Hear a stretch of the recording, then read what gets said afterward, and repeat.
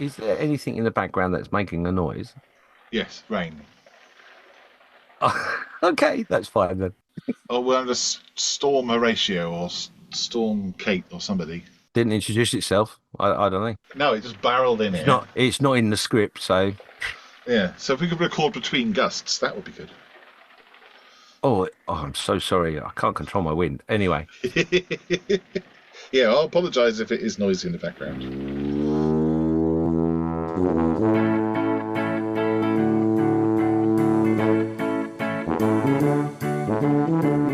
Hello and welcome back. I'm James Skiffins. And I am Malcolm Childs, and this is the Just Making Conversation podcast. From aerosol to microsol, we're going to just be making conversation. Remember, there are other podcasts you can listen to. Head to modelpodcasts.com for all the links.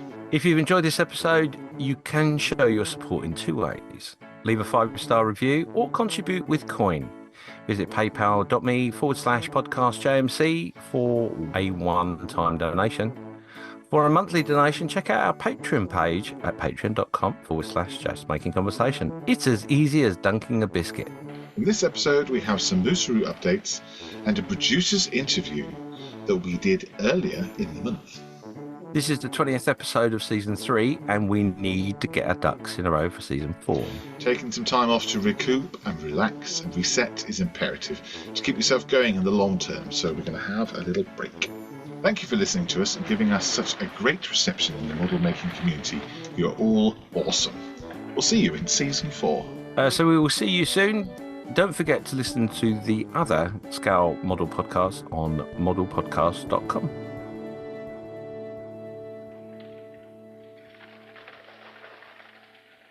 Awesome. Thank you. Fantastic. Hello. Oh, we had some comments. We got some comments to read and some Facebook things and some YouTube things and an email or two. So first up on Facebook, we had Adam Jackson. He said, "Love you guys. Ooh. Go enjoy your tarps and nuts." Thanks for that. We will. We will. Fine. Johan Jakobsen Frenson said, "Rest well. Good to see you taking care of yourselves, and you certainly earned a break. I'll be here waiting for your return." The bearded veteran also left us a message saying, "Love this episode. I was given a wooden 3D model steam locomotive and tender for Christmas." Ooh. And whilst it isn't an Arduck one, this episode has got me really excited to build it. Excellent. I'm pleased to hear that. On behalf of Mr. Arduck, if you have any issues or anything, he may well be willing to give you some tips and tricks. Drop him an email. Yeah, he's a very amicable, approachable gentleman. I really enjoyed that interview, actually. The last one we did. The last time that I've dealt with wood for a long time, and I enjoyed every minute of it. Right, email. Should you want to read the email and then you talk about it? Oh, God, let's do that. Duncan Young from IPMS Hamilton has got in touch with emails, and he said that they are planning and organising HeritageCon 16. Planning is well underway. Vendor tables are sold out already, and they sold out within a week, and more than 2/3 of the categories and awards have already got committed sponsors. All signs point to another great show in T-minus 60 days. That's when we record this. When this goes out, I don't know, so it might be different. The show is scheduled for Sunday, the March 24th at the Canadian Warplane Museum in Hamilton, in Ontario. Competition entries must be registered by Tuesday, the March 19th. Any walk-ins on the day of the show will be display only, and they will be announcing guests in the future. So look out for news on ipmshamilton.ca. Oh, yes. Oh. Now I'm intrigued. Definitely. So, news about Mooseroo Cup. So, do you reckon you'll get there? Because I know that you haven't done much. You're a bit behind on the whole Mooseroo thing, aren't you? Jingle. Oh! I will. Good point. Yes.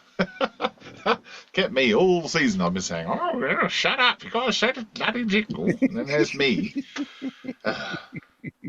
Let's see what happens this time. Here's the jingle. Mooseroo Cup, the Mooseroo Cup. Let's talk about the Mooseroo Cup. Boom! Woohoo! Wow! Do you know, I love the jingle. Wow, you'll be pleased to know that was the update. No, I'm joking.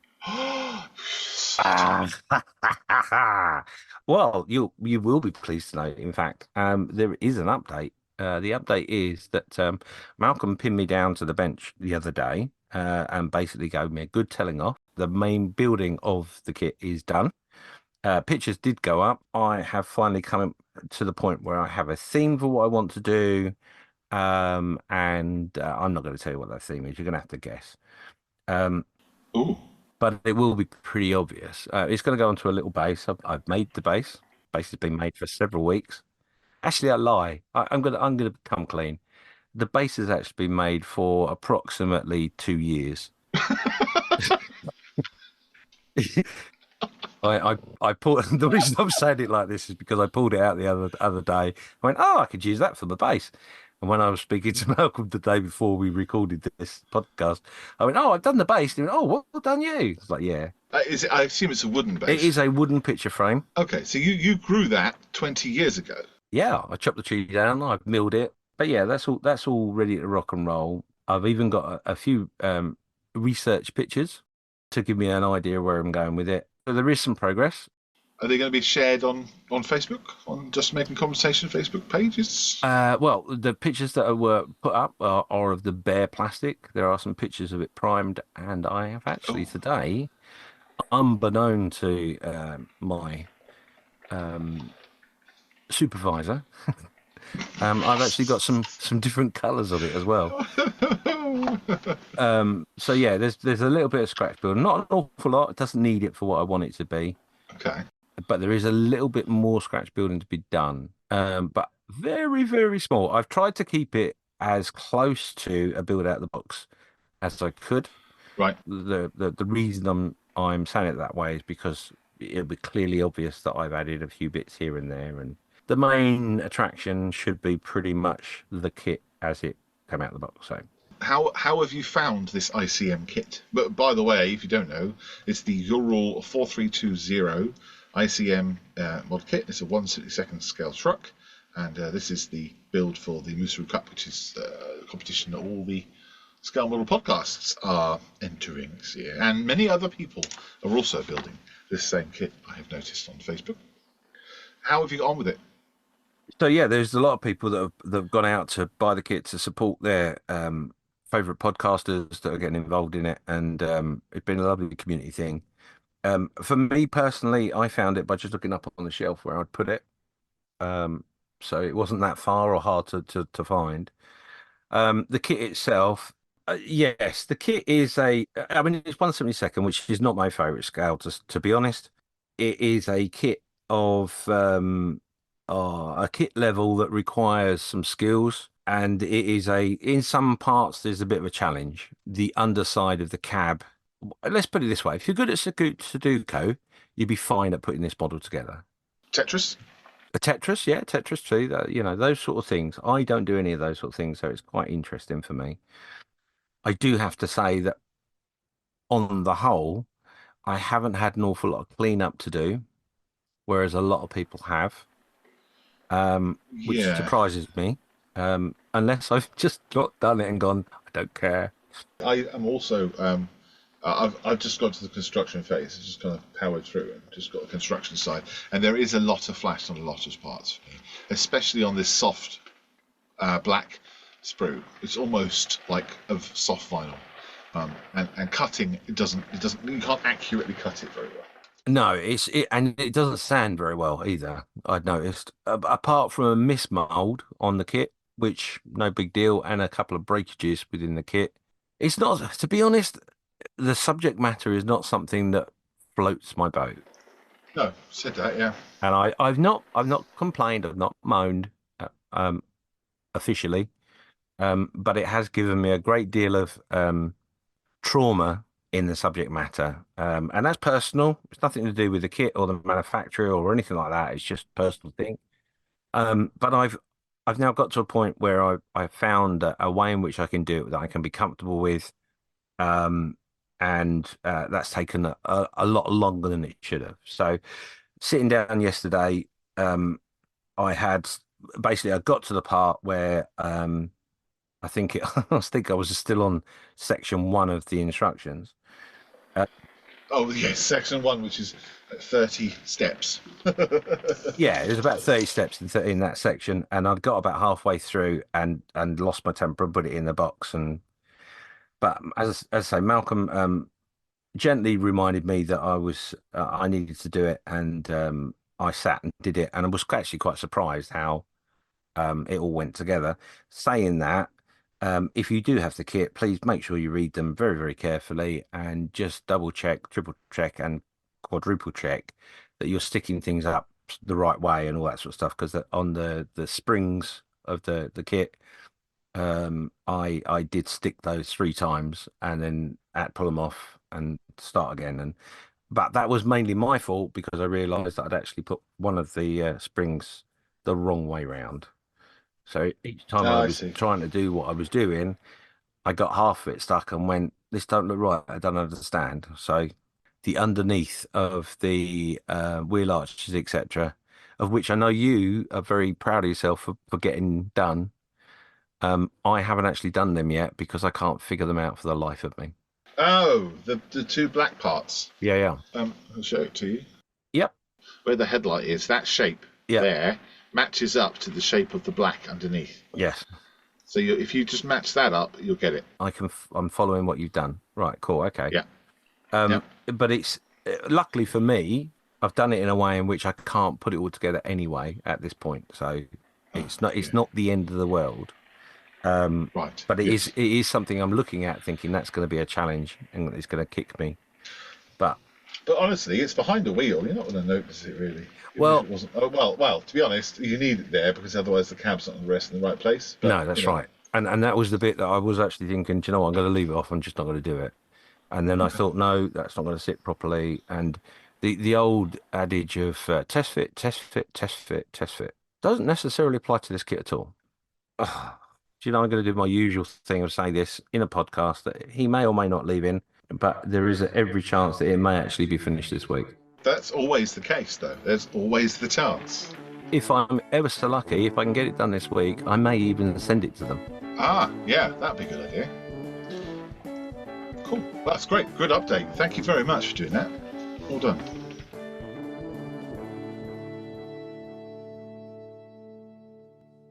Hi everyone, it's Chris here at Inside the Armour Publications, and I'm afraid I'm here with some bad news. Inside the Armour Publications is closing. Trading conditions, in particular Brexit, have made it almost impossible for me to continue publishing books. Therefore, all future books are now cancelled, and all current books are available heavily discounted at InsideTheArmour.com.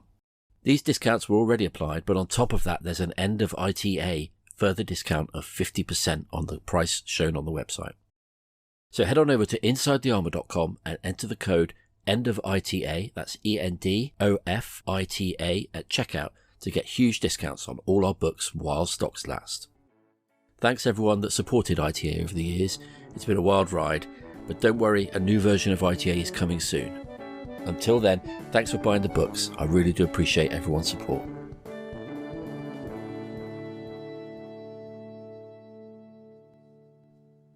Malcolm, what's been on your bench this week? Oh, I'm glad you asked me. Well, I have finished my Ghazghkull Thraka. This is the Warhammer thing. You know that orc thing that I've been working on? Yeah. Oh, it's so cool. So fun. It just paints itself. Use speed paints on it. Yeah, he's done. He was like my palette cleanser while I was finished the 747 shuttle build, which is done. Finished. Finito. Yeah. That's definitely gone up on Facebook. It has. Yeah, very happy that it's done. I will be passing it on to my old man when I see him next. I'm very happy with it. Looks very good. You've done a good job on that. I know it was a lot of some filling and sanding. Filling and sanding. Some filling and sanding. Sanding and filling and some filling and sanding, I think. It was one of those ones where you just keep on going until those gaps went, and it was a suck. But just keep on. If I'm on a chat, or I'm listening to music, or if I'm listening to an audiobook, or I'm just doing my hobby, whether it's if I'm sanding for the 50th time or sanding for the first time. There was no time limit on it, and if there was a time limit on it, I would have hated it. Once I got past the construction phase, it was a breeze. I would say that the tail colour's wrong on the model. because I didn't notice on the reference pictures the tail was grey, and Ravel asked me to paint the tail white. So I just went ahead and did so, and then also put the decals on, and then realised I needed to make it grey. Already had the decals on. How am I going to make it grey after? So I left it. Just put it in shadow. Yeah, no. At the end of the day, it's those are the sort of things in which are a conversation piece. Yeah. Yes. So it's done on purpose. It's like your little egg within the build. Yeah. So yeah, I totally get the reason you did it that way. Yeah, all done on purpose, of course. Yeah, so that's done. I'm really happy. So I can work on other things. So the thing that I had that had started that I wanted to finish was the Moose Root build. So I'm a bit behind you. Oh, that's weird. Funny how it can change, Yesterday you were pretty much beyond where I was because you had the chassis done and all the bits on the chassis attached. I'd done some of the attached chassis, but hadn't put the springs on and the axles and all that, because that was just a bit of a pain. But once I started it, like I said, it went together pretty quickly. So yeah, and I'll be honest, like I say, it's for me, I want to get it done, because what had happened was that the build was literally sat in front of me. The box wasn't. The build bits and pieces were on the side here in front of me. Yeah.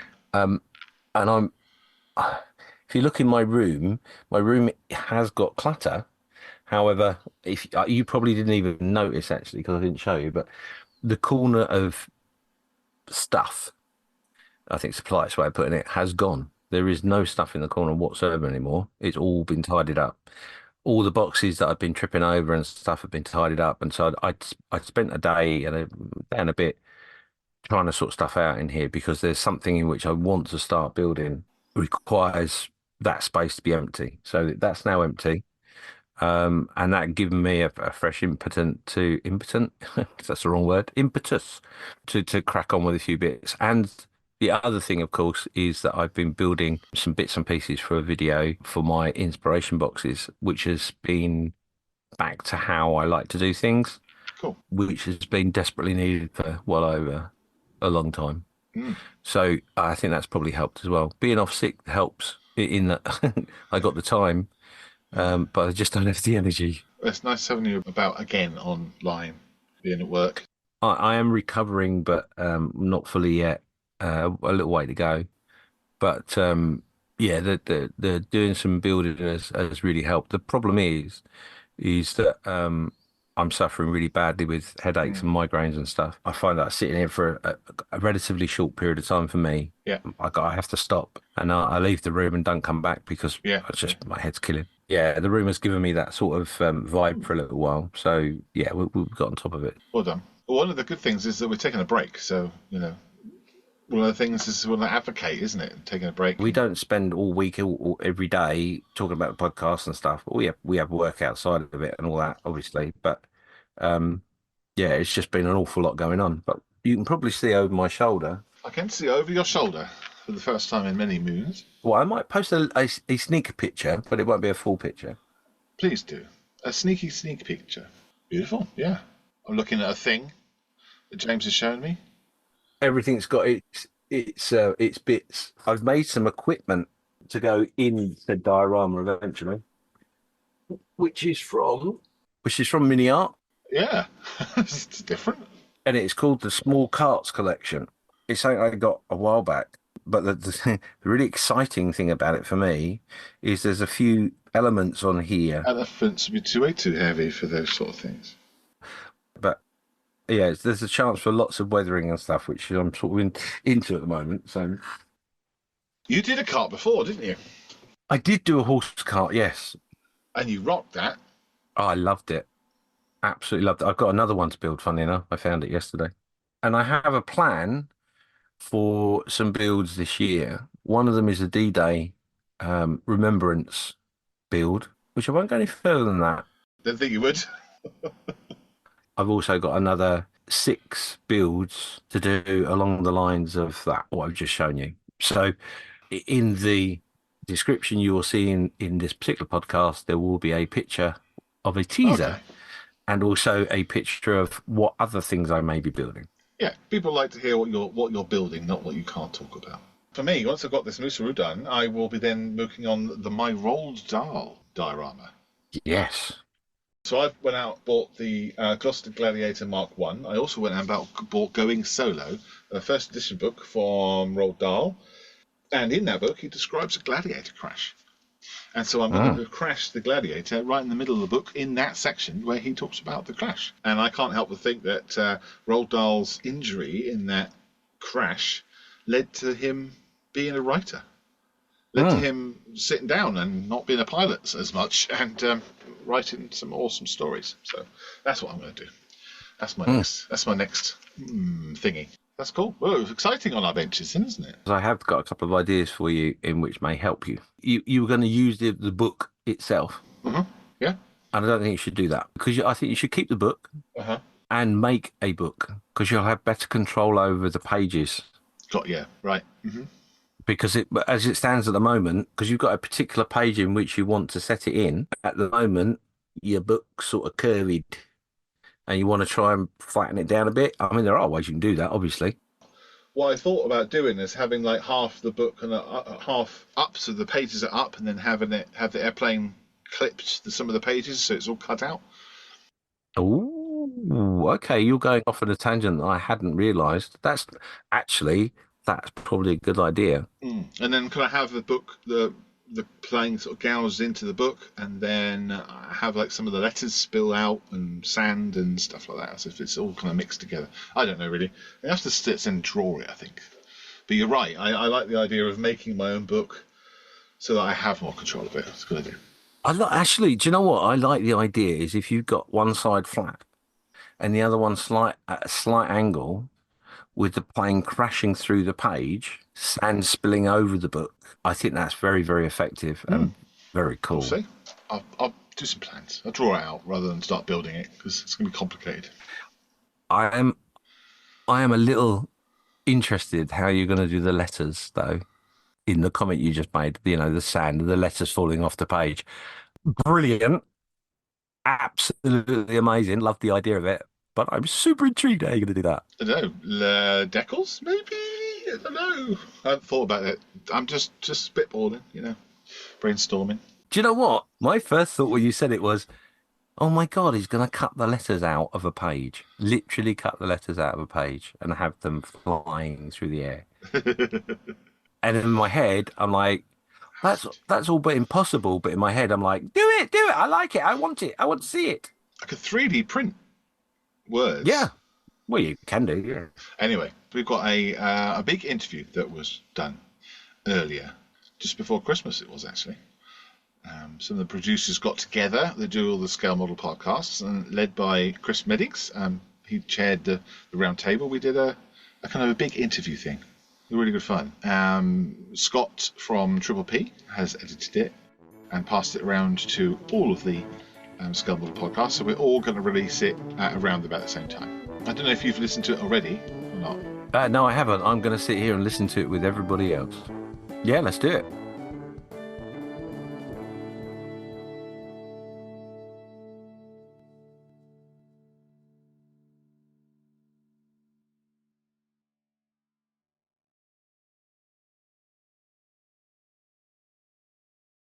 Welcome, everyone, to the Sideways Plastic Subject Scale Model Geek Bench Joe Union podcast. Bring that down earlier. I hope I didn't miss anyone. This is a bit of a weird one. We thought the Mutual Appreciation Society should get together and have a good chat about all things scale model podcasting.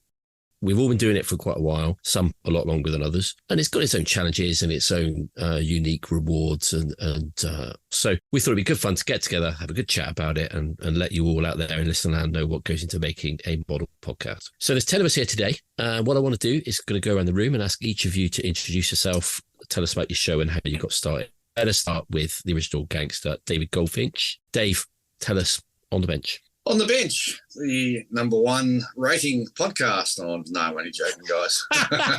Sorry. Well, everybody knows me, Dave Goldfinch, producer, owner of On the Bench podcast. Started way back. First episode was June 23rd, 2017. And I guess the genesis for the show came about because I just discovered podcasts and really enjoyed listening to them while I was, driving to work and modelling on the bench, that sort of thing. And I was hunting around for a podcast on modelling, and it just wasn't anything there at all. So that sort of bit of a germ, and I thought in my mind, maybe I could do one myself. And I really struggled with it because modelling is such a visual sort of art. So how do you do just talking about modelling as against sort of showing it on YouTube or something like that? And I sort of toyed with the idea of maybe doing YouTube, but then that kind of defeated the whole purpose of doing a podcast in the first place. So I investigated how you do it, bought a load of equipment and kicked it off, and I was up and running. And I think the first it really took us a while to sort of find our feet. I reckon the first 5 episodes were just terrible. And I always tell anybody not to listen to them because we were sort of trying to find, our way, get our battle rhythm going. And it wasn't until about episode 6 or 7 that we were sort of starting to get there. Next thing I know, Stuart sort of pops up with his podcast. It was only a couple of weeks after, I think, Stuart, wasn't it, that I launched mine that you kicked off? Yeah, we both like to say we kind of both came up with the idea around the same time. You started regular shows a lot more. I didn't start till kind of late spring 2018. But yeah, we both kind of had independent ideas on opposite sides of the world. And then I guess out of that, I mean, the first thing, because you're very protective of your first newborn, you go, oh, who's this upstart from Canada sort of trying to sort of up me? And then I had a bit of a different sort of mindset, and I thought, well, you know what? I think I'll reach out and say good day to Stuart and sent you an email, and we sort of chatted quite regularly after that, sort of, bouncing off each other. And I really sort of maintained that ethos of, reaching out to people when they're starting their podcast to congratulate them and sort of welcome them in, because, that's what we do as modelers. We sort of get around and talk at shows and, at your club rooms, you sort of talk with each other and welcome new people in. So I've just sort of maintained that and continue doing that. And 176 episodes later, we're still sort of trucking along. And of course, I need to also say huge thanks to Julian and also to Ian, because Ian's been there since the very beginning, and of course Julian sort of popped in around episode 10 as a special guest, and he just kept coming back. We never really asked him back. He just rolled up the next recording session and just kept coming back. It's the breakfast, it must be. Well, back in those days, it was actually the dinner, because we used to record at night time. And Michelle would whip up her fantastic meals, and we'd also sit around, have a big feed, grab a beer and go in and just hit record. Then I think Ian got a job, which meant that he couldn't stay up late at night because he was up early doing early starts, and we shifted to doing it on a Saturday morning. And we're pretty much well stuck with that ever since. A lot of fun, though. Chris Pabs, why don't you tell us about Built Sideways? Oh, gosh.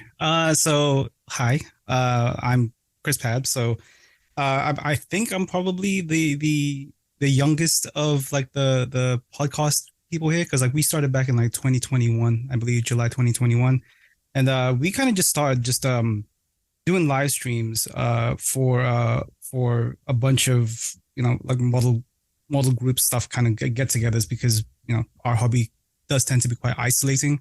So we were doing a lot of live streams at the time, and what we would do was after the live streams, we would have, just kind of hang out, have some talks, have some discussions, with my co-hosts. And we kind of just threw the idea out there of maybe we should record some of these discussions, maybe not some of them, because some of them can be a bit spicy. But like some of the other discussions we had were quite entertaining, seemed like, and we thought, people could get a kick out of this, good information, good knowledge being shared. And we're like, let's give it a shot. Let's give it a try. And myself, Brian, Julio, and Kyle kind of came up with Built Sideways because, with all of us together, things never really truly go straight.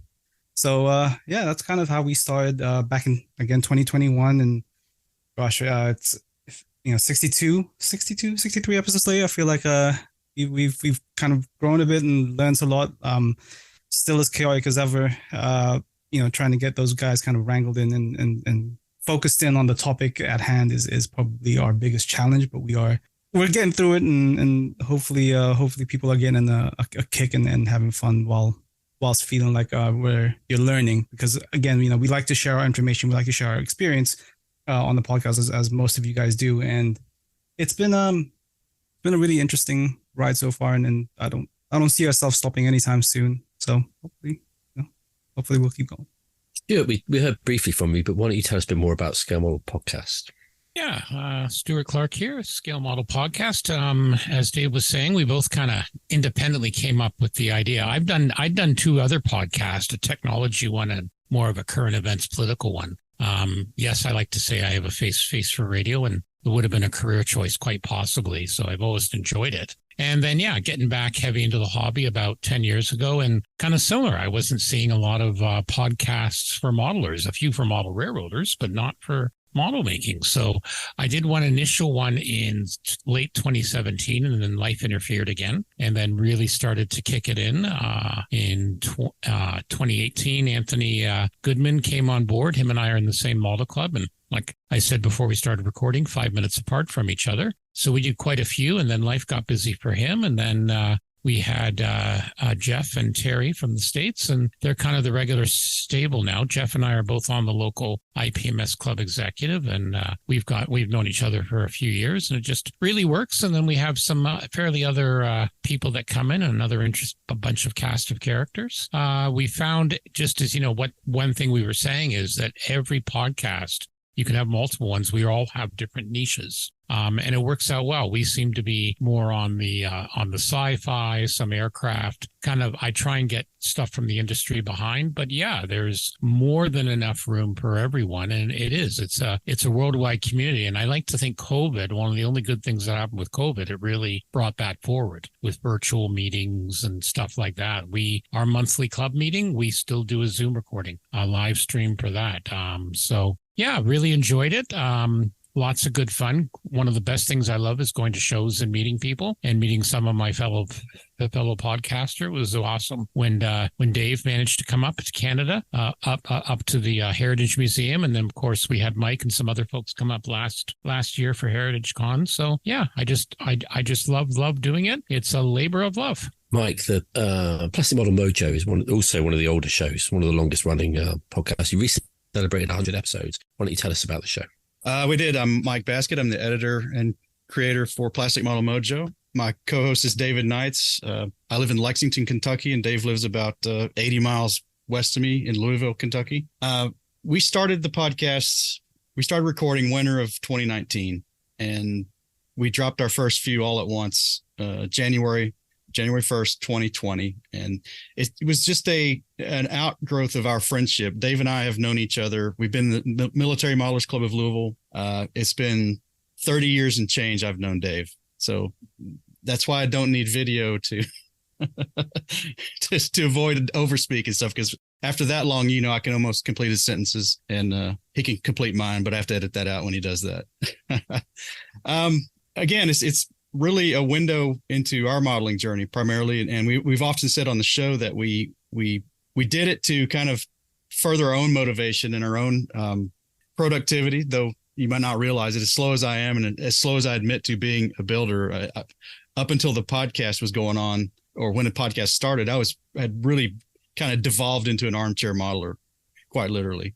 I was buying stuff and filling with it, but never really doing anything. And I've told that story several times. I won't tell it again here, but there was a big time that I didn't do anything. And this has kind of helped me get things moving again, give me a little more purpose to my own enjoyment in the hobby. And same for Dave, really. So, yeah, we just celebrated 100 episodes. The idea kind of came through from listening to Stuart and Dave Goldfinch. I found their podcasts, and then I kind of invited myself onto Stuart's one time very early on, back in 2019 at some point, one of his earlier episodes, and just to kind of see if I thought I could do it, and to see if I would even enjoy doing it. And it seemed like something I could do, and seemed like fun. Stu was having fun. Those guys in Australia were certainly having fun. And now Dave and I are having fun, and I hope we all are, because it's interesting. Stuart mentioned COVID, and we have the same. I'm sure we all do. All those that started in 2020 or were involved in 2020.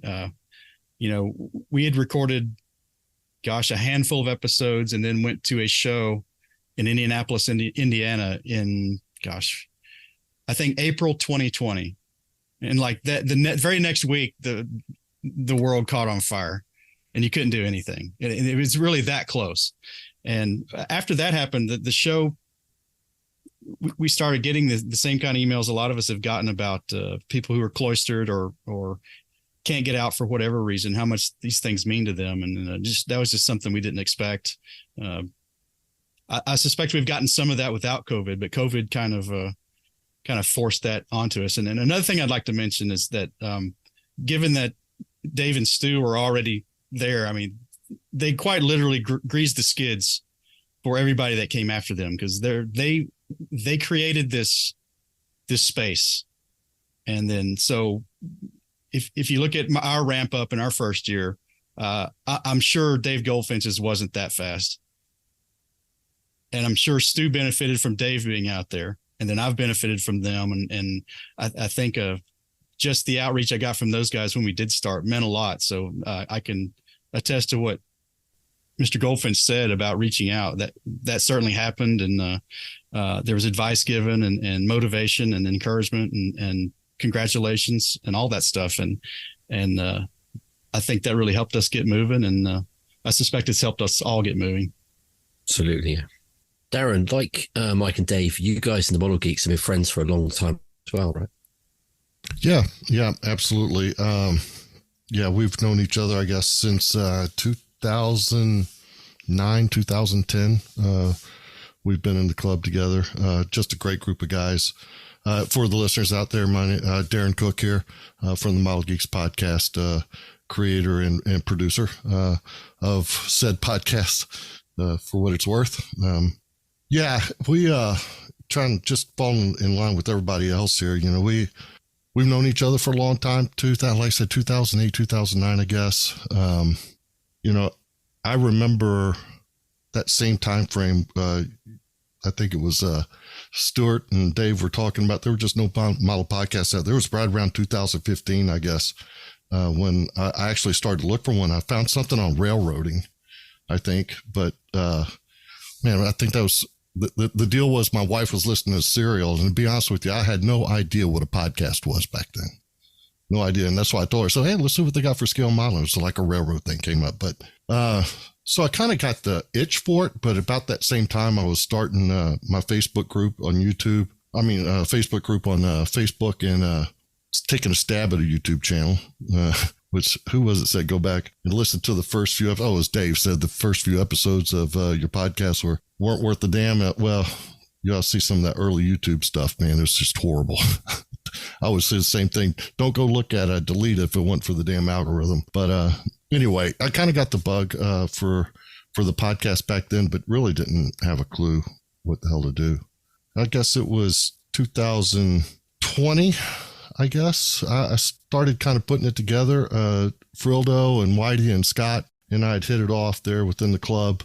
Of course, they had introduced me to Justin Lentz and Gabe Pizzelli and all those guys, over that times, and kind of got into so the Model Geeks goes back to that core group of folks, Gabe and Justin and Scott. They're really, and Whitey, they're the OG Model Geeks. I'm the new kid on the block when it comes to that group, but just a super group of guys, and we hit it off in the club, and story told.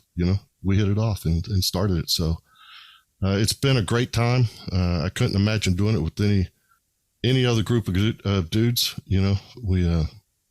They're just super people. And then we had Tim Holland, of course, El Presidente. He is the president of our local club. He stood in for me several times while I was on travel. And it just made sense to bring Tim in. He kind of has that connection with folks within the 72nd scale world, and is just a likable guy. He's just a super guy. So brought him on board, and here we are. 69 episodes now. So that's it in a nutshell. Looking forward to 69 more. So I told the guys the other day, I don't care if 2 people are listening. I'm going to keep on doing it. So. We'll see how it is here in another 3 years. I can't believe it's been 3 years already. But anyhow, that's our story in a nutshell. Scott, the Plastic Posse's been going a pretty long time as well. Why don't you tell us about that? Yeah, I'm Scott. Our podcast is the Plastic Posse. I do it with a great bunch of friends. Doug Smith here in Utah. He and I have known each other for at least 25 years. We started out with the two of us and TJ Haller. And I knew TJ from Scale Modelers Critique Group. Literally, first time we met was well into the podcast when we went to the Las Vegas Nationals. First time we'd ever been in a room together. But I heard Stuart and Podfather Dave and Mike and Dave's podcasts and liked it. I also heard the Scale Model Shed, which isn't around anymore. And we have one of those guys on our crew, Jensen Taylor. And those all, I really enjoyed all those shows. Same reasons that these other guys really wanted to consume podcasts at first. And then, we kind of came up with an idea that let's focus on, number one, the social aspect of the hobby, because I couldn't figure out in my mind how to make a technique-based podcast for something that was a visual medium. We've all kind of touched on that. And so, growing up, most of us had, at some point, any town of any size had a hobby shop in it. And over the last few decades, those have sort of gone the way of the dodo in many cases here in the States. And so we wanted to do a podcast that was reminiscent of going down on a Saturday and hanging out at the local brick and mortar and, having a good time. So we're on episode 82, which is what we're working on right now. So Stuart and Dave and Mike were all very, very kind, helped us get started, and really owe them a debt of gratitude. And this community has really been more than I ever anticipated. It's a great group of people, and each one of these podcasts, we all share, obviously the passion for the hobby, but I think we also share a passion for what we do, because I know none of us are getting rich off of this. So anyway, yeah, it's a little bit about us.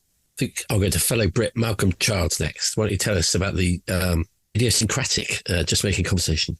Thank you, Chris. Yeah, my name is Malcolm Childs. I am from Just Making Conversation. I'm the chief pot wash, producer, everything else. And I co-host, Hobnob purchaser. I co-host with James Skiffins. He and I will chat and make each other laugh. And one day we decided through COVID, why don't we put this down on and record it, and someone else can listen to it. We just enjoyed chatting to each other and talking about model making and just telling lies to each other all the time. And it's just fun. And we thought we'd put it out for people. And it's funny, guys, Dave said, don't listen to your first 5 podcasts. Well, you shouldn't listen to our first 66. We're at 67 episodes now. We started in November 2020. And it was, again, off the back of COVID. I've been doing a lot of online modeling sessions for beneficiaries of Models for Heroes. And it was kind of off the back of that. I'd already got the microphone, some of the recording equipment. So it made sense that we were going to carry on and do some podcasts as well. And I kind of did it as a break away from model making, because talking about model making is as fun as model making. Sometimes you can actually discuss it with your friends and things. And yeah, that's how it came about. And the wheels were oiled with Stuart and Dave and Mike and Scott, and I think Darren was starting around the same sort of time as us, around there, about November 2020. And it just grew from there. I think we're nearly up to 100,000 plays now, which we're quite excited about. So there we go. That's us. Awesome. Barry, you started Small Subjects at the same time, I think within a week that we uploaded the first Sprue Cutters Union one. You've got a very unique show like Chris with Built Sideways. Why don't you tell us about Small Subjects? Yeah, so I host Small Subjects with my friend Jim DeRogatis. Like Pabs, and like you said, we started in July of 2021. So I think all 3 of us started that month. The only other podcast I was familiar with dealing with models at that time was Plastic Posse. And that along with me and Jim did a presentation about box dioramas online on a Zoom meeting, since nobody was meeting in person for the Military Miniature Society of Illinois, MMSI, And that went over so well, and we got so much participation and so much interest that I started thinking, maybe we could do a podcast. And if another dude from Orem, Utah can get on a podcast and, record his voice, then maybe I can too. So yeah, we're on episode 41. I do all the producing and the editing. Jim is a radio professional, so he is actually a fantastic interviewer. I didn't realize what a skill it was, what it took to do that, but he's a pro, and he really is a massive part of that. So yeah, I think I'll get to Rob next. Rob, you've got the newest show, I think, out of the podcast. Yeah. So, I mean, those who know me, I was originally on a previous podcast before the Modeling Insanity podcast. So the Modeling Insanity podcast was an offshoot for me I was on the Miss Green podcast, and that podcast started in mid 2021. But the consistency with that podcast, I wasn't in control of it. I was just a co-host, and the inconsistent of the uploading of the episodes. We would record episodes, they would get released or they wouldn't get released, and it was an issue. And it went through some trials and tribulations until a point where in mid this year of 2023, I decided to go on my own and figured I wanted to start my own podcast. It was in no way a competition for any of the new, like the podcasts that are around, like the Posse and, Mike and Dave and everybody, yourself, Chris. It was just really an opportunity for me to maybe try an opportunity to do things for myself. I got a good bunch of guys, Justin Ryan. I know that Darren met Justin at your PAXCon show, right? Was it PAXCon? Yeah, yep. Right. Met Justin several times. Super guy. Yeah. Justin's a great guy. He co-hosts with me. He's a funny guy. We always want to try to make the Insanity podcast a little bit more edgier, a little more funnier. I know it might be somebody's cup of tea for some of the content that's on there. Like, we don't edit everything out. There's a lot of expletives that might be going on the show, but that's just my sense of humor. So I always try to keep it very, comedic in some ways. But we are all going, we'll have at least 10 shows by the end of the year. So we're doing pretty well when it comes to releasing. We have some good interviews lined up. We got a couple of friends on to do interviews at the start, but now that we're like on a roll now, we're starting to get some more people on coming into 2024 for some good interviews.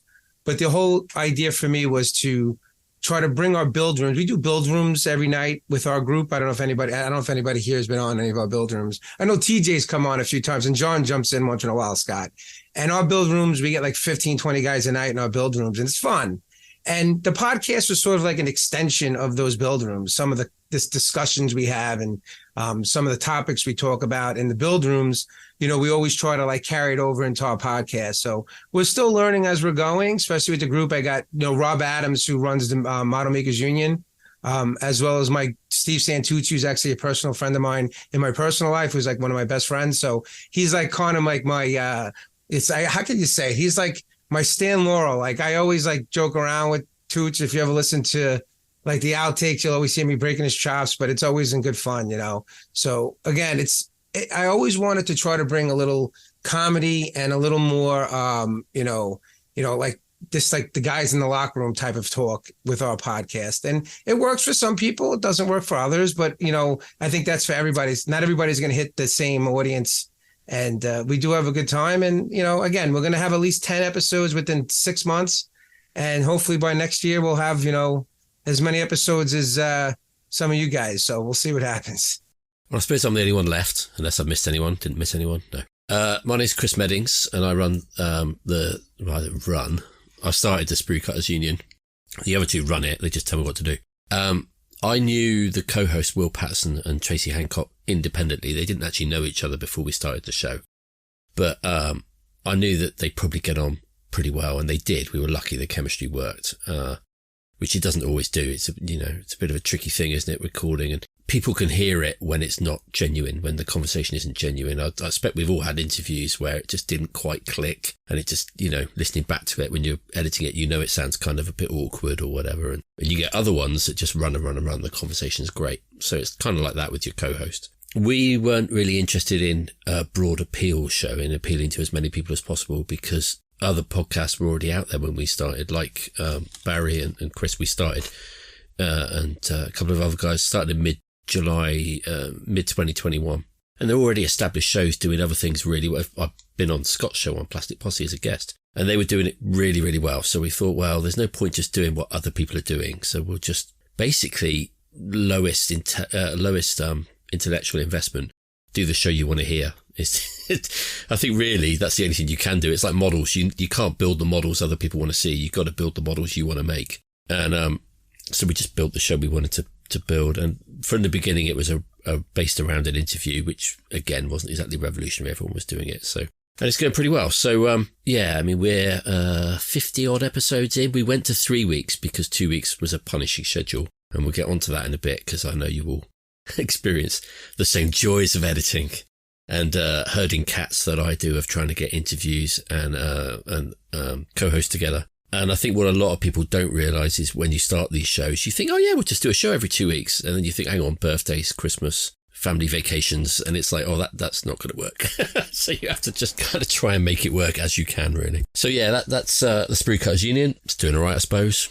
I haven't got my second Learjet yet, but I suppose it'll just be a matter of time. So let's move on to some topics. Now we've got a few things we talked about before we put this together. So let's have a look at that. Now, one of the things that's come up is that each show has its own kind of, I think, unique voice. Whether we set out with like an idea of what that voice was, over time after those first few episodes that we were talking about, you develop it. So what do you think is the voice of your show, and how important do you think it is to have your own kind of unique voice?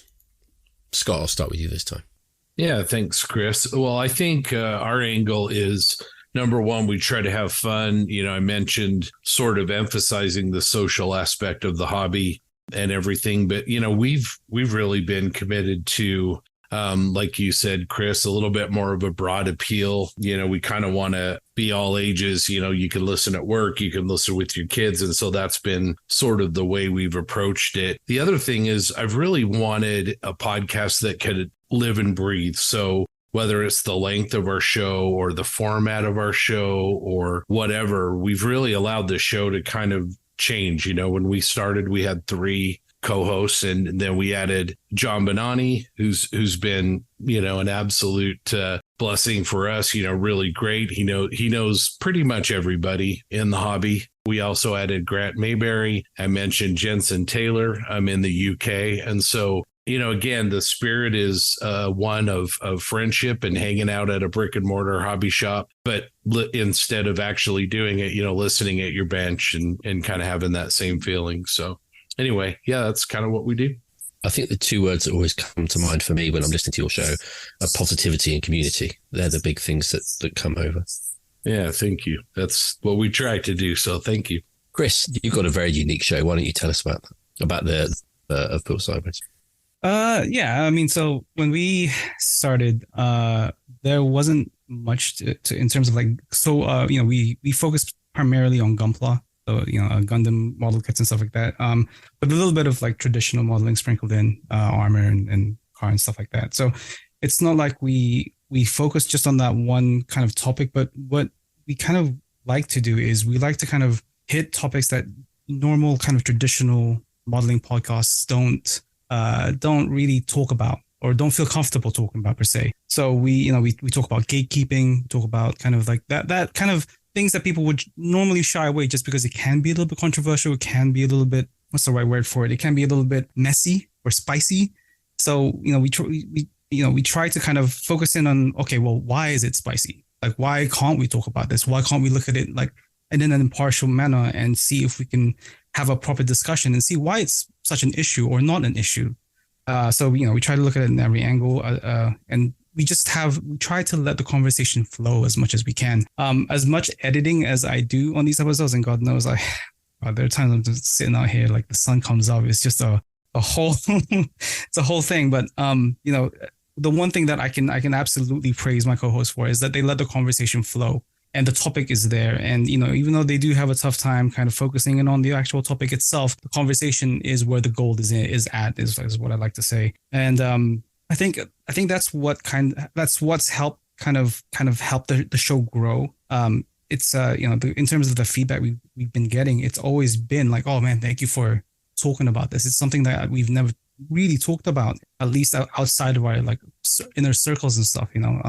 One of our more popular episodes was sexism in the hobby, and again, that's not really something that people openly talk about for some reason, and we really wanted to talk about it just because we have female builders in our circles, and they've been discriminated against, and we wanted to know why.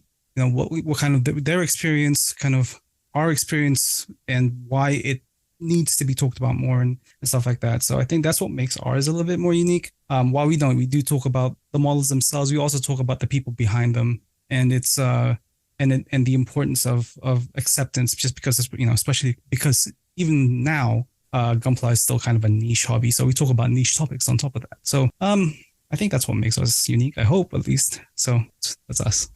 I think as well, you guys come from a slightly different, I mean, it's like a Venn diagram for sure, but a slightly different culture from the rest of us.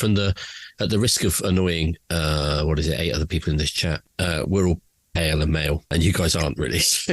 You've got kind of a different culture going on. It's a younger audience, perhaps. As I look around and I'm seeing some faces here, I mean, let's just say I do stand out a little bit. I think that also helps us a lot. Like, because each one of myself and my co-hosts are very different. Brian Brobuild, I'm sure you guys have all spoken to him. He's very tall, Caucasian male, coming from traditional modeling and stuff like that. Very creative guy. You've got Julio, from Brooklyn. Very very outspoken, very loud and boisterous. Kyle from the Midwest. He's very again back to traditional stuff. He's also very knowledgeable and kind of very introverted, so getting him to talk has been a bit of a challenge. But and then myself, who's kind of been everywhere, kind of internationally, but mostly based upon kind of like the East kind of Japanese Asian side of modeling, where there's Gunpla and Super Robo and stuff like that. So we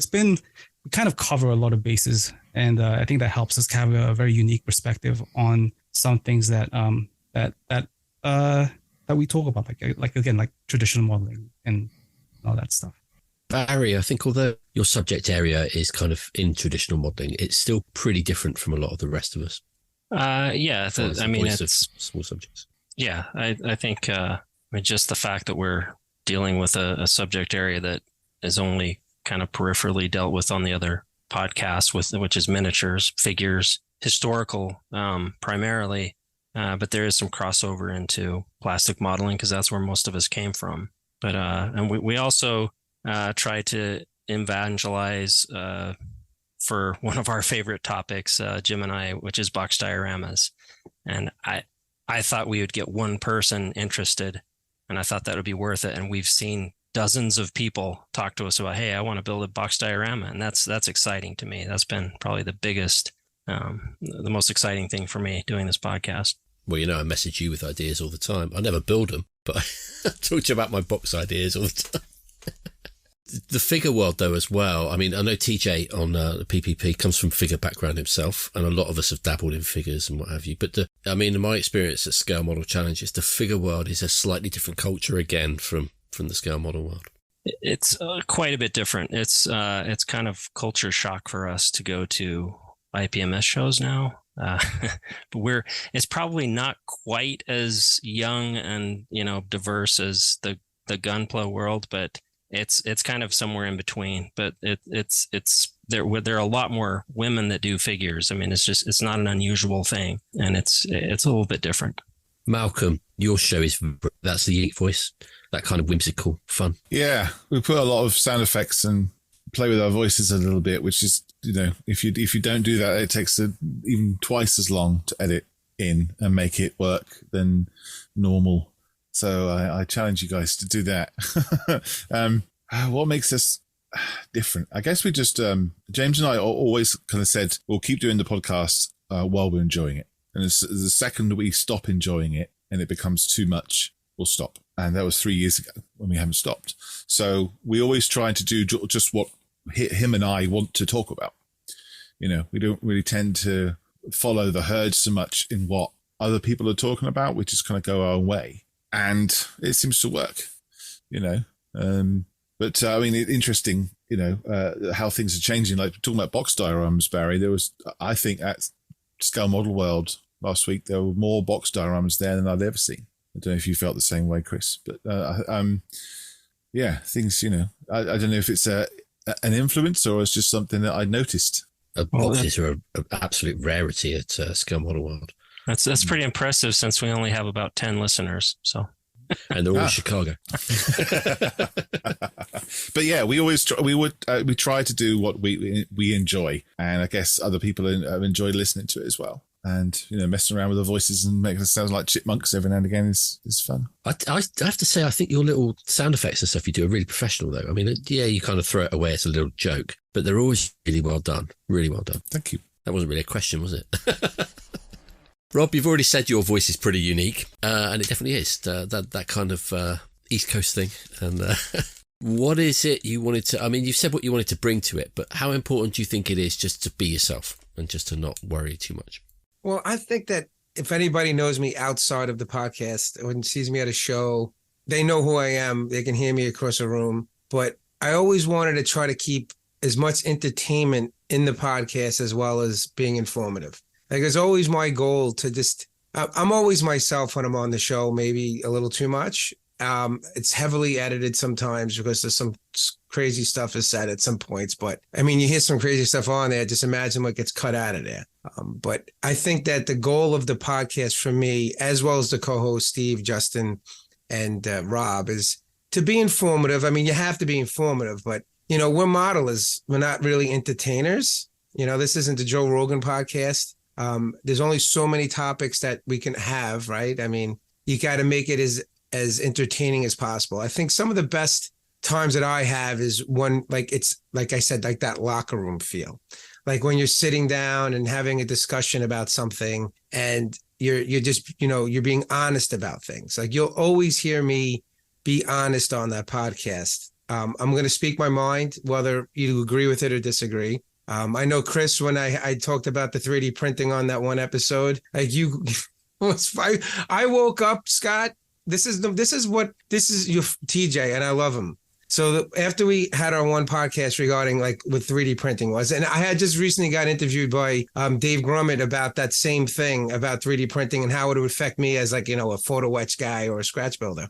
And I woke up to a message from TJ at like 4:30 in the morning, because I know he wakes up early to go to work, and he knows I do as well. And all the message said was, "You're wrong." That's all it said.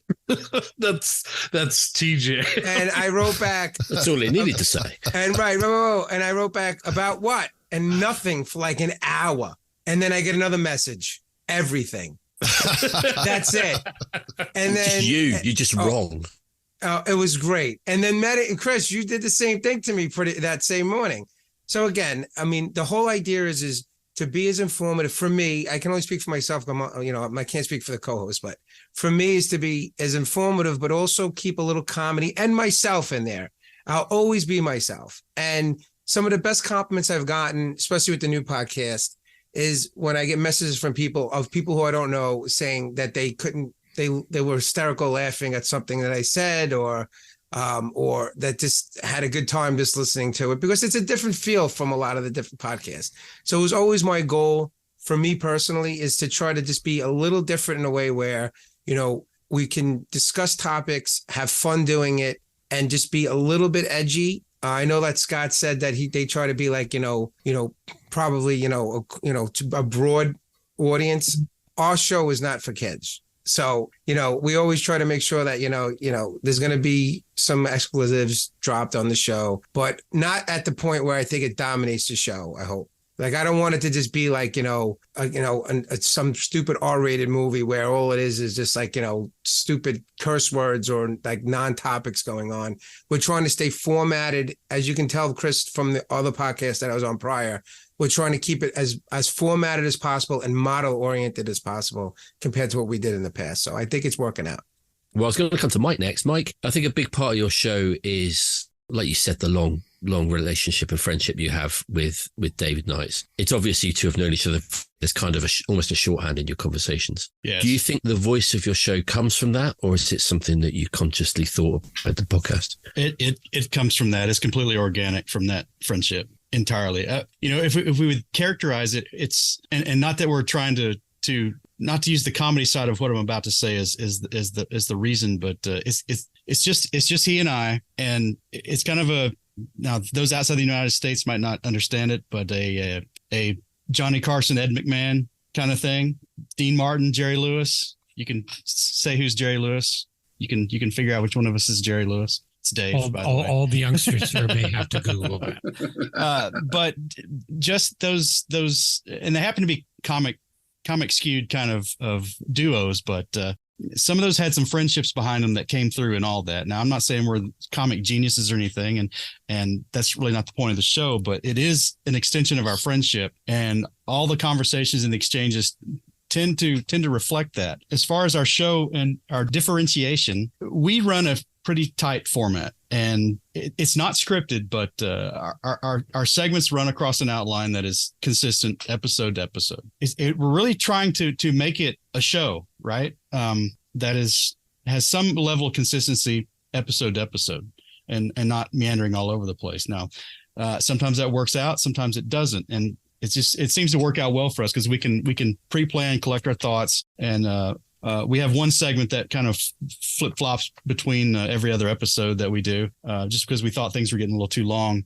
But we like to work that way. I'm an engineer. He's an attorney. That's the way we work in our professional careers typically. And I think that's just the way we feel like doing things, or the way we're comfortable doing things. Another thing we've done on our show is we've tried to foster a handful of personalities or recurring guests that we think have something to offer to the modeling community.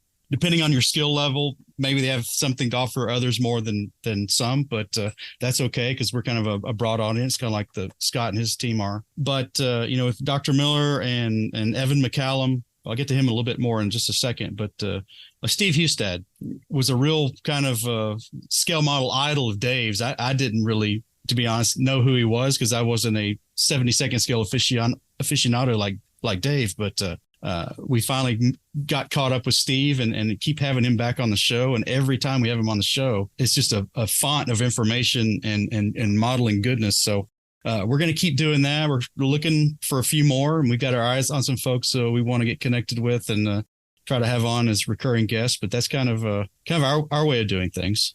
And we set out early on to kind of, and when I say this, it's not to disparage any of the other shows who've done this because we all do things differently. But back to that, trying to make it a window of our modeling adventure and our journey. We weren't fast to run off and start recruiting all the scale model rock stars, as I like to call them, as guests early on. All those people are already platformed. They already have a big following. That's just not the way we wanted to go. We wanted to leverage our friendship. And if people found that interesting, that was going to carry us forward. And so far, that's working out pretty well. We tend to have guests on our show because they're people I know rather than because the names or whatever, or people that Tracy will know. But and it's things we want to talk about. But I think one thing that all the shows do really well is the chemistry between the co-hosts, which I personally believe that what people want to listen to, maybe subconsciously, is people having fun. I think you're right. That if they're listening to other people having fun and genuinely enjoying themselves, then they'll have fun listening to it. And it's funny you mentioned about comedy double acts because I was thinking of Malcolm. I always think of Malcolm and James as Morecambe and Wise and those kind of classic British comedy double acts. Who's who? That's what I want to know. Yeah. The comedy doesn't really matter. What you've got is you've got a rhythm between the two people. And when you know, like Chris and the guys on Built Sideways are all friends, and like Barry and Jim have known each other for years, and the model geeks and everyone. When you've known these guys for years, you've got a natural rhythm that really works, and it's pleasant to listen to. It's enjoyable to listen to. And that's really, the interviews are great, but what sells the show is, I think, people like to listen to modelers having fun talking about modeling. Dave, I think the chemistry between the three of you is great. I think Ian and Julian are slightly different personalities, and you're kind of the moderator. What do you think's the voice of On the Bench, the unique voice? We've had a lot of people actually write in and say it just feels like that they're listening in on a group of guys at a modelling club, which is, it really pleases me because that's unintentionally, it was sort of the vibe we're sort of aiming for. And another one wrote in and said, it sounds like I'm listening to a couple of guys in a pub, on the other side of the booth, just yakking away. And, to hear back from your listeners, that's the sort of what they're picking up on, this sort of it really good for us. We didn't really sort of aim. We just sat down and sort of just yacked, and I think it because of Ian and I sort of she came to my wedding, so we've known each other for 10 years now.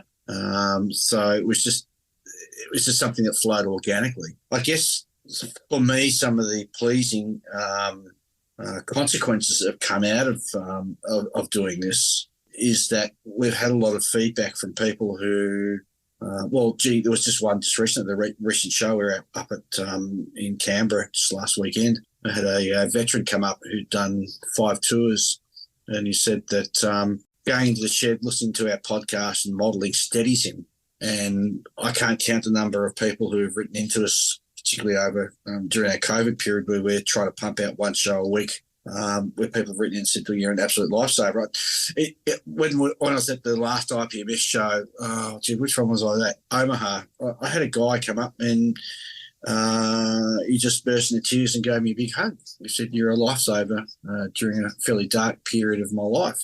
And, we're just 3 guys who are no different or special from anybody else, who just sit around with a microphone in front of us and sort of talk models. And to be having that impact on people unintentionally, it's both humbling and beautiful at the same time.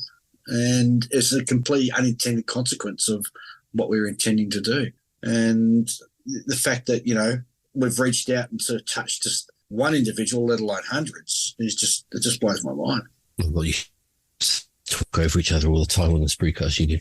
That impact that podcasts have had is something I want to come back to a bit later. I think that's a really important point. But before I do, Darren, you guys on the Model Geeks know each other very well, but your unique voice also comes from your kind of professional experience. Is that right? Yeah, absolutely, 100%. The 4, well, now 5 of us, all retired Navy, and I mean from all aspects of the Navy, through the enlisted ranks, all the way over to the Naval Academy as well. So, pilots, maintainers, maintenance officers, etc. That's what we've done for our entire life. Matter of fact, we're all still employed by the Navy. So it's just one of those things that's ingrained in us. And it's a fraternity that we will always have, the 5 of us. So we do. And, I think that's really what makes our local club here what it is. We can go down the rabbit hole of, IPMS rules for club meetings and so on and so forth. Another show, another day. But we are an IPMS club, but we forgo all that business BS, right? That's not what we do. Our club is a bunch of guys sitting around the table, having a few beers and talking about models. And there may be an announcement like with PAXCon. Obviously we had a couple announcements there, but there's no business done. We rib each other, we throw stuff at each other, but we also compliment and help each other along the way. So that's kind of what we wanted our podcast to be. I've heard Scott talk about the social aspect, 100% agree. That's why I started the Facebook group that I did. Y'all have all heard it, right? The hobby's dying. So I put that group out there, and guess what? 28,000 members later, the hobby ain't dying, right? So it's more about now fostering a community and helping to promote and build and grow the hobby. There was some conversation earlier about age and gender, except these are great things. These are great things I'm hearing, because that's exactly, I think all 10 people sitting right here probably have the same thing in mind, is growing the hobby and seeing things like that happen. It's just a beautiful thing. And that's what we wanted. We wanted to be that club that people can't get to, and in the same time help promote and lift the hobby and make it a little bit bigger and better for everybody. So, and here again, we're all naval aviation centric. I'm starting to get the guys to start to venture off into some of the other genres, but we'll see. We'll see how that goes. It's like prying gold out of somebody's fingers, but we'll get there. So, what I was just saying was that I listen to all your shows. I listen to every single episode, largely because I get to model all the time because I'm a professional modeler, which means I live on baked beans on toast because it sucks. But anyway, But the Model Geeks, I know you guys do different things. You branch out into other stuff as well, but it's good to have a USP for you, show, and that's your unique selling point, isn't it? That this amazing depth of Navy aviation experience. Yeah. That's and we're still, like I said, immersed in it where we're at here now. So, and have archives, and we're just fortunate to be where we're at within our hobby here. Now, Stuart, probably I don't know what you would say your unique voice is for Scale Model Podcast, but I think you cover the business side really well.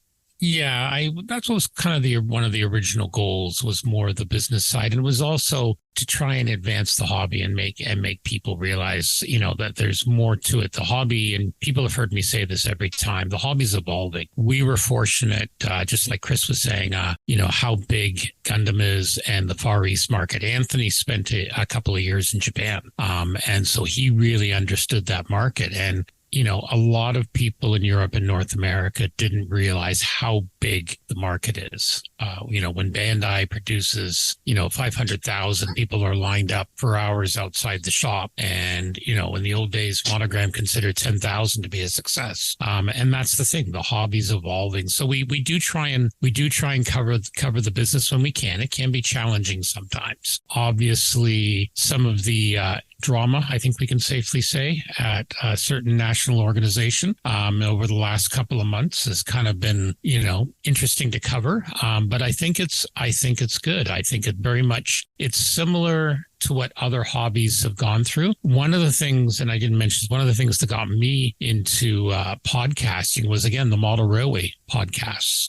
There was a couple out there, and they were covering behind the scenes when the NMRA was having their challenges. And it's a very similar story to what we saw over the fall, where you've got a whole new generation. And the good thing is people seem to be much more open now.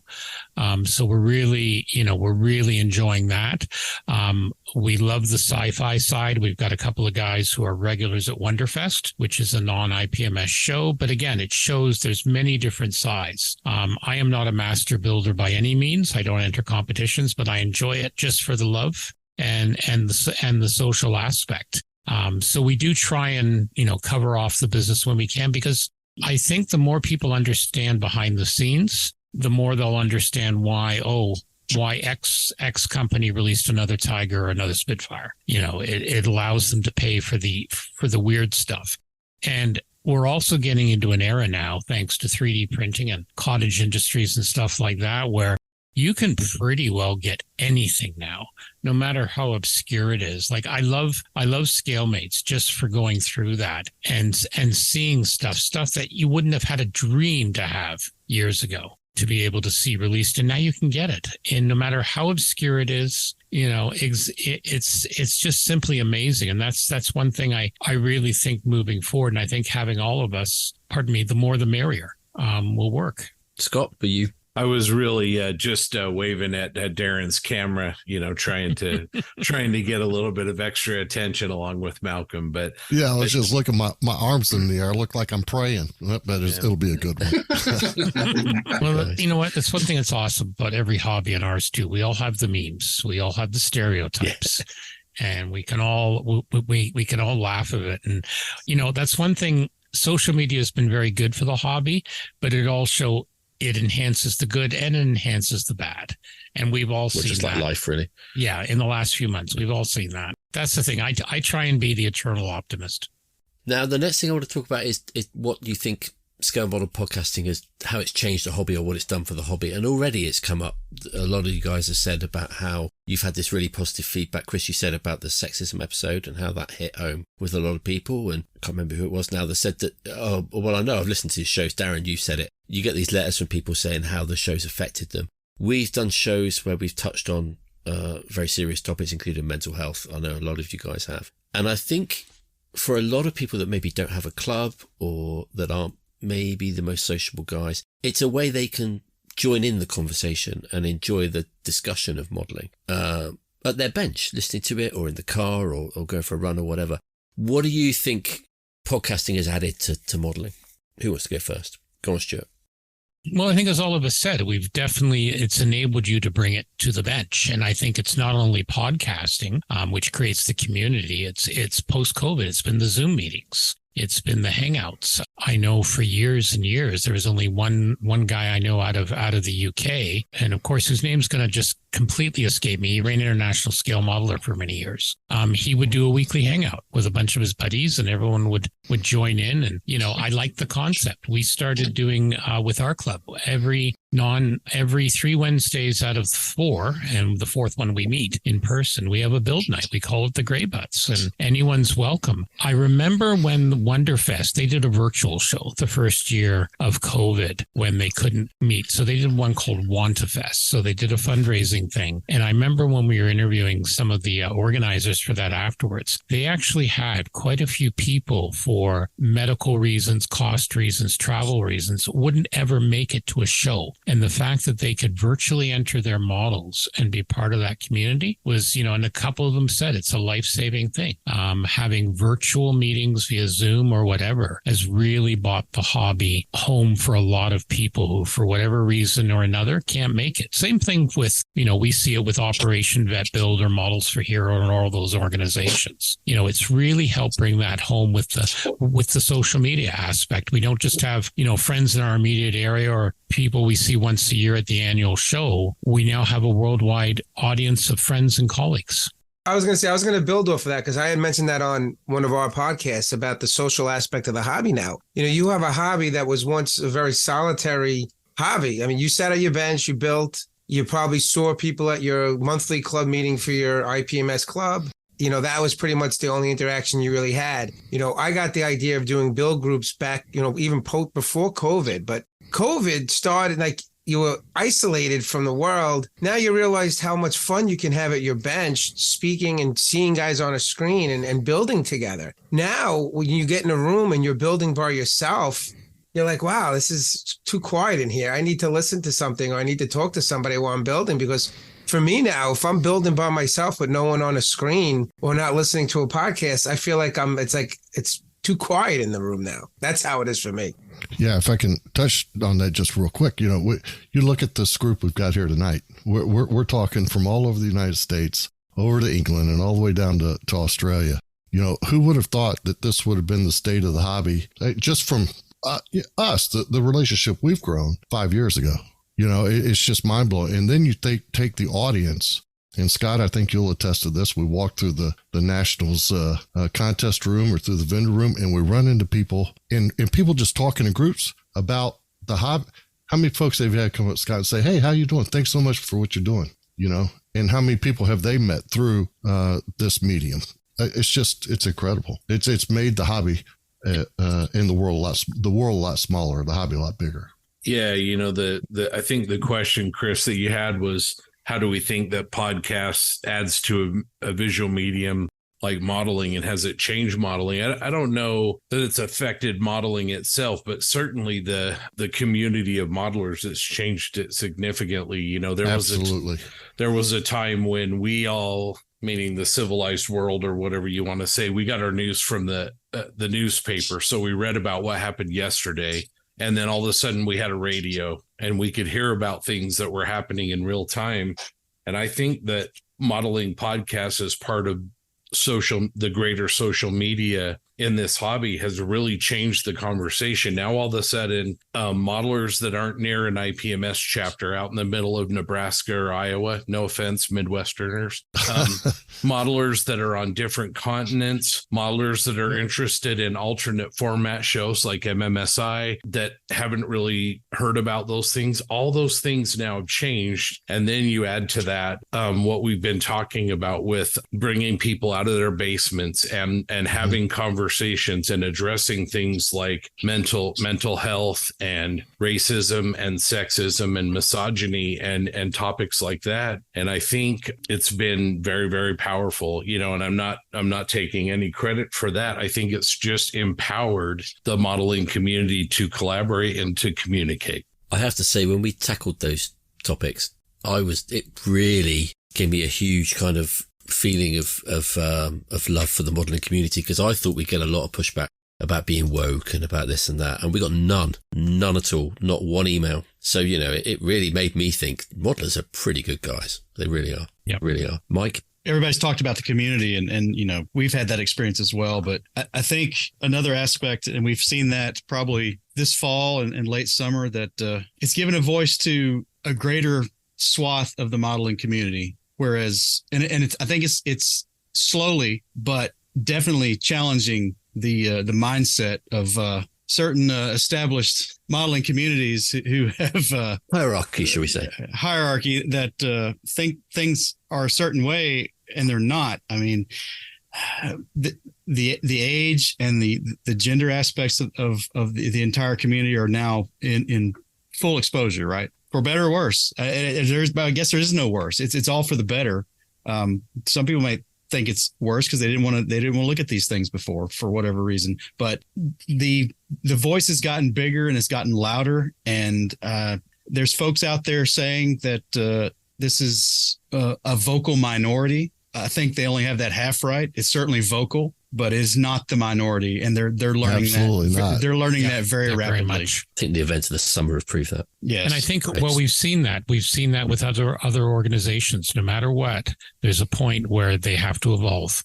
And I've seen it, the NMRA, the Model Railroaders, about 7-8 years ago. I've seen it in other nonprofits. It's exactly the same playbook. Chris? Outside of the community stuff, which I think you guys are hitting the nail on the head, it's also been a really good way of spreading good applicable knowledge and skill and information. It's something that growing up in this hobby, I never really got, because I grew up in like the days of the forums, mecha modeling forums and all that stuff, kind of browsing through that. And I would message these amazing modelers and, kind of ask them kind of how do they achieve these things? What kind of things have they been doing or kind of practicing? And I would never get a reply back. Or sometimes people would either ignore my message or just tell me to go kick rocks or whatever. And it was always kind of discouraging to know that, okay, well, I kind of want to grow. I kind of want to develop this skill, but, I don't really know where to start and how to go about it. And these podcasts, these guys have really helped kind of throw information out there that's not only helpful to beginners, to intermediates, and to experts and pros, but it's also helped kind of give a voice to those who were like, well, okay, I'm more than just wanting to snap things together. Now I'm wanting to do more, and I've always felt like that was a very kind of small voice in the hobby that's now becoming kind of a lot more boisterous, and I'm always going to be grateful for that, because I'm always the type of model that wants to improve and that there's no ceiling to this thing. And that's a fantastic kind of development that we're getting now, because people are happily going, okay, well, let me show you how I do this. So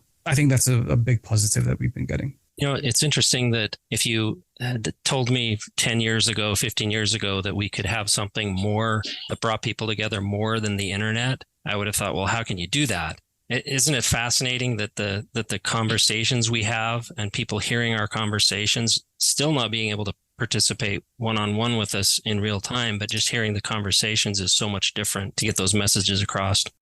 Malcolm, you were kind of working with modeling and community before you started the podcast as well. Yeah, I was going to say, one of the things that we found with Models for Heroes when we were doing Zooms, because we couldn't do any more face-to-face over COVID, was if we normalize the language about mental health. I know a lot of you guys have visited that with some of your episodes. And if you are open about mental health and talk about it, that changes the language, right? The way you're going to change a culture is by changing your culture. And I think we're all doing that, which is great. That's what I was going to say. We're obviously heading in the right direction, I think. Dave, I mean, kind of the idea that podcasts have kind of affected the hobby and moved it. It's all your fault because you started it. So what have you got to say for yourself? Guilty, Your Honour. No, and I guess it was an unforeseen consequence, as I said, and I'm hearing what everybody else is saying, and nobody ever sort of thought that we'd have a sort of, I don't want to say impact, but I guess it is an impact on the hobby than what we expected, because we're also doing it for our own sort of reasons.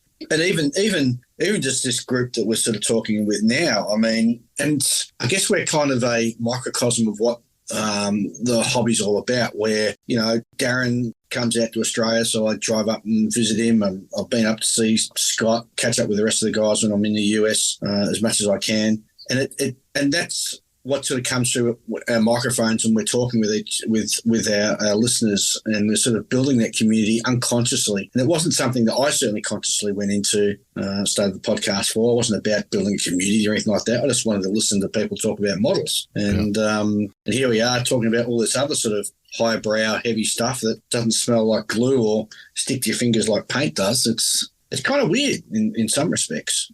Side of it too, it's kind of beautiful as well. I'm not sure, Rob. Have you spoken on this? Well, I interjected a little bit, but I mean, I will. What do you think, Spin? Well, I will say this. I mean, the podcast. I've always seen the podcast as an extension of social media in a lot of ways, right? Because back, like what Chris had mentioned about the message boards back in the day, we all know how it was years ago. For me, an Armour modeler, being on Missing Links and things like that, World War II Model Maker, those types of forums, track links. You know, the only interaction you had with modelers or modelers of a certain caliber where you wanted to try to get to know how they did certain things, either they decided to talk to you or not. There was really no going out of the way to help people. Now with social media, I think that, you know, the accessibility, even to podcasters like Chris, I'm sure you get messages from people that you don't know, or Darren gets messages, or Barry might get messages from people that they don't know. And I'm sure you respond back, or at least usually I have to block them. Well, I mean, it goes without saying, but the accessibility that people have to podcasters or just on Facebook in general, I mean, it's like you're connected all day long, every minute of every day. And the podcasts, I think, like I said, are an extension of that, I think. And they give people an insight of what you are as a modeler, Chris. Like people might say, oh, you know, Chris is arrogant, or Chris, Chris is not afraid to speak his mind. Well, you're not. Right? I mean, I was going to say, have you been in my inbox? No, we talked about this. You don't remember? We've spoken about this. Yeah. And, you know, and it comes down to, you know, people hear you or hear us or hear people on their podcast, and they see you as how you are as a person. And I think it gives a better picture of the hobby and your interpretation of it. And it's promoting the hobby. I mean, I'm sure everybody here who has their podcast are trying to promote the hobby the way they think that the hobby should be promoted. Now, everybody's going to have a different view of how the hobby should be promoted. And I don't want everybody to have the same view. When I listen to the Sprue Cutters Union, I want to hear topics. I want to hear Tracy or Will or you, Chris, have your opinions about a certain topic. You know, if I listen to the Model Geeks, I want to hear their opinion about something. I don't want everybody to have the same opinions. Because if everybody has the same opinion, what am I listening to it for? You know, you want to hear people's opinions and their spin on certain topics or issues like what we had over the summer. I mean, we're all pretty united when it came to our opinions about it. Some of us took a diplomatic view of it. I think you, Sprue Cutters Union, Chris, I think Will, you guys did an amazing job when it came to discussing that topic. That's why in my podcast, when I spoke about it, I actually said, if you guys want some great insight on this topic, go listen to the Sprue Cutters Union, because I couldn't top it because I didn't want to have the same opinion. I wanted you, like, I'm not going to sit there and try to rehash what you said. I would just direct you to your podcast. So again, I think that the podcasts have been an outlet for people to get different personalities discussing different topics and people's opinions on those topics. And if we keep being, you know, ourselves during those podcasts, people are going to keep listening. You know, once you start not to, you know, that's my opinion on that. I think going back to the reason I asked about unique voices earlier, I think every show has a unique voice. And I think any of our shows that people listen to, they'll get a different show. If we were the same, well, when we started ours, we thought we'll give it a go. But if it ends up being the same as other shows, we'll just quit because their other shows are already doing it really well. Right. So if you can't be different, what's the point in doing it? And I think every show does have its own. That's why I enjoy listening to them all. That's why I never skip any of your shows. But also, I mean, I think the thing that podcast gives that social media doesn't give, social media is quite a short form thing. Right. Yeah, or a response. And quite often, unfortunately, it's almost a combative to and fro sometimes. The podcasts, you get the full rounded personalities of the people on the shows. It's a much more richer, in-depth information they tend to get on social media. Yeah. It's almost like an editorial, but a two-way editorial. I think we sort of empower the expectation of people in this community that they do have a voice. and that there are other people who have voices, whether they're different or they're the same, and they can exercise those voices. We've sort of hinted at the organization, but I mean, the evolution of that organization is happening because people are having conversations and people are utilizing these platforms to collaborate. And that also goes back to sharing information. 10 years ago, missing links, hyperscale, whatever forums you were on, a lot of information was very tribal. It wasn't shared. It was considered as a competitive advantage. And that expectation has changed. Collaboration is expected. And one of the best things about this podcast is if I need to know something about an F-14 Tomcat, one of my listeners wants to know, I can send him to Darren or one of his guys. Or if, I need to know something about Telford, I can send him to Malcolm, or I can send him, to Chris, or same thing in Australia. There's an expectation that these conversations are not only okay, but that, they should be collaborative, that these conversations should be participated in it. Chris, can I say something else? And I wanted to say this too, and this is important, I think. When I broke away from the prior podcast and I was starting up the Modeling Insanity podcast, Chris, you reached out to me, I think that day when you saw that I was going to be doing my own thing. And the first thing you said was, if you need anything, you need any help with anything, don't hesitate to reach out to me. And that's something that I appreciated. And I think that people need to understand that it's not competitive at all with the podcast. Everybody supports each other. It's like everybody has their place. And I think everybody appreciates that. And that was one thing that even Scott, even TJ and John reached out to me when I was starting the new podcast, that like, if you need anything, you need any help with anything, don't hesitate to reach out. And you appreciate that because, you're friends, but you don't know each other, but you do know each other. And you realize that, people are here to help each other now. And I think that's really important for people to understand and know. Yeah, one of the things I'm really proud of is that we all talk about each other's podcasts on our podcasts. We have the modelpodcasts.com where we all have our own links and everyone promotes that. And I think thank you, Stuart. And I think it's really important that we do that and we continue to do that, because it means that if one person listens to Sprue Cutters Union, they might listen to somebody else and they'll get another opinion and they'll go all the way around and listen to them all. I think it's great. Well, I think it's what someone else was saying. There's times where, I think it was Rob saying, there's times where someone can make a good point, or there's something really, really interesting, or another podcast has a good guest. And let's say we come upon it in a sideways way. We will certainly say, yeah, check this one out on the bench, or go here, or, if you're into if you're into Gundams, check these guys out. And yeah, I think, having the model podcast site's been awesome. I really need to try and carve out some time and get all of our favorite links. I promised Mike that for the better part of 2 years. I'm surprised he didn't smack me the last time he was up here. Yeah, see, there you go. But yeah, no, I think it's been a wonderful community thing. And I love reaching out to people and saying, hey, come and throw up your link. We're happy, because it's like a large podcasting network, I guess, shall we say. And we each have our own flavors of craziness, shall we say? I think we're all lucky now and then. We've got the right guest, or just even with the regular host, and the right conversation at the right place, the right time. And you catch lightning in a bottle and you have a really great discussion. So I'm always recommending those episodes to other people, saying, Barry and Jim picked on someone really great this time and some interesting stuff came. You got to listen to them too, with Calvin Tan, or the guys that built Sideways did a great discussion about gatekeeping, and you need to listen to that. So I do that all the time. You can't, as much as you might want to, you can't do that every episode. So when someone does an episode and it's really great, I'm always saying to other people, you need to go and listen to that. Well, and I think part of the other nice things is one of the stuff I enjoy is when we go live out to shows, so I know when Davey and Julian were out at ACT, and, isn't it great? You can be broadcasting and all of a sudden Lincoln comes by and heckles you, stuff like that. We're basically known now, and it's the same thing with other people. They all know us and they all see the value of having the podcast. Now, I don't know about you guys. I'm sure you're probably going to say the same thing. I've got a huge amount out of podcasting. A lot of it that I never really expected when I started, how much it would change my modelling and improve and sort of enrich my modelling. But also, there's a lot of work that goes into it. So why don't we sort of go around and say about how much work it takes for you to produce the podcast, and maybe what you've got out of doing it? Because let's face it, if it was just the work, we wouldn't be doing it. Scott, what about you?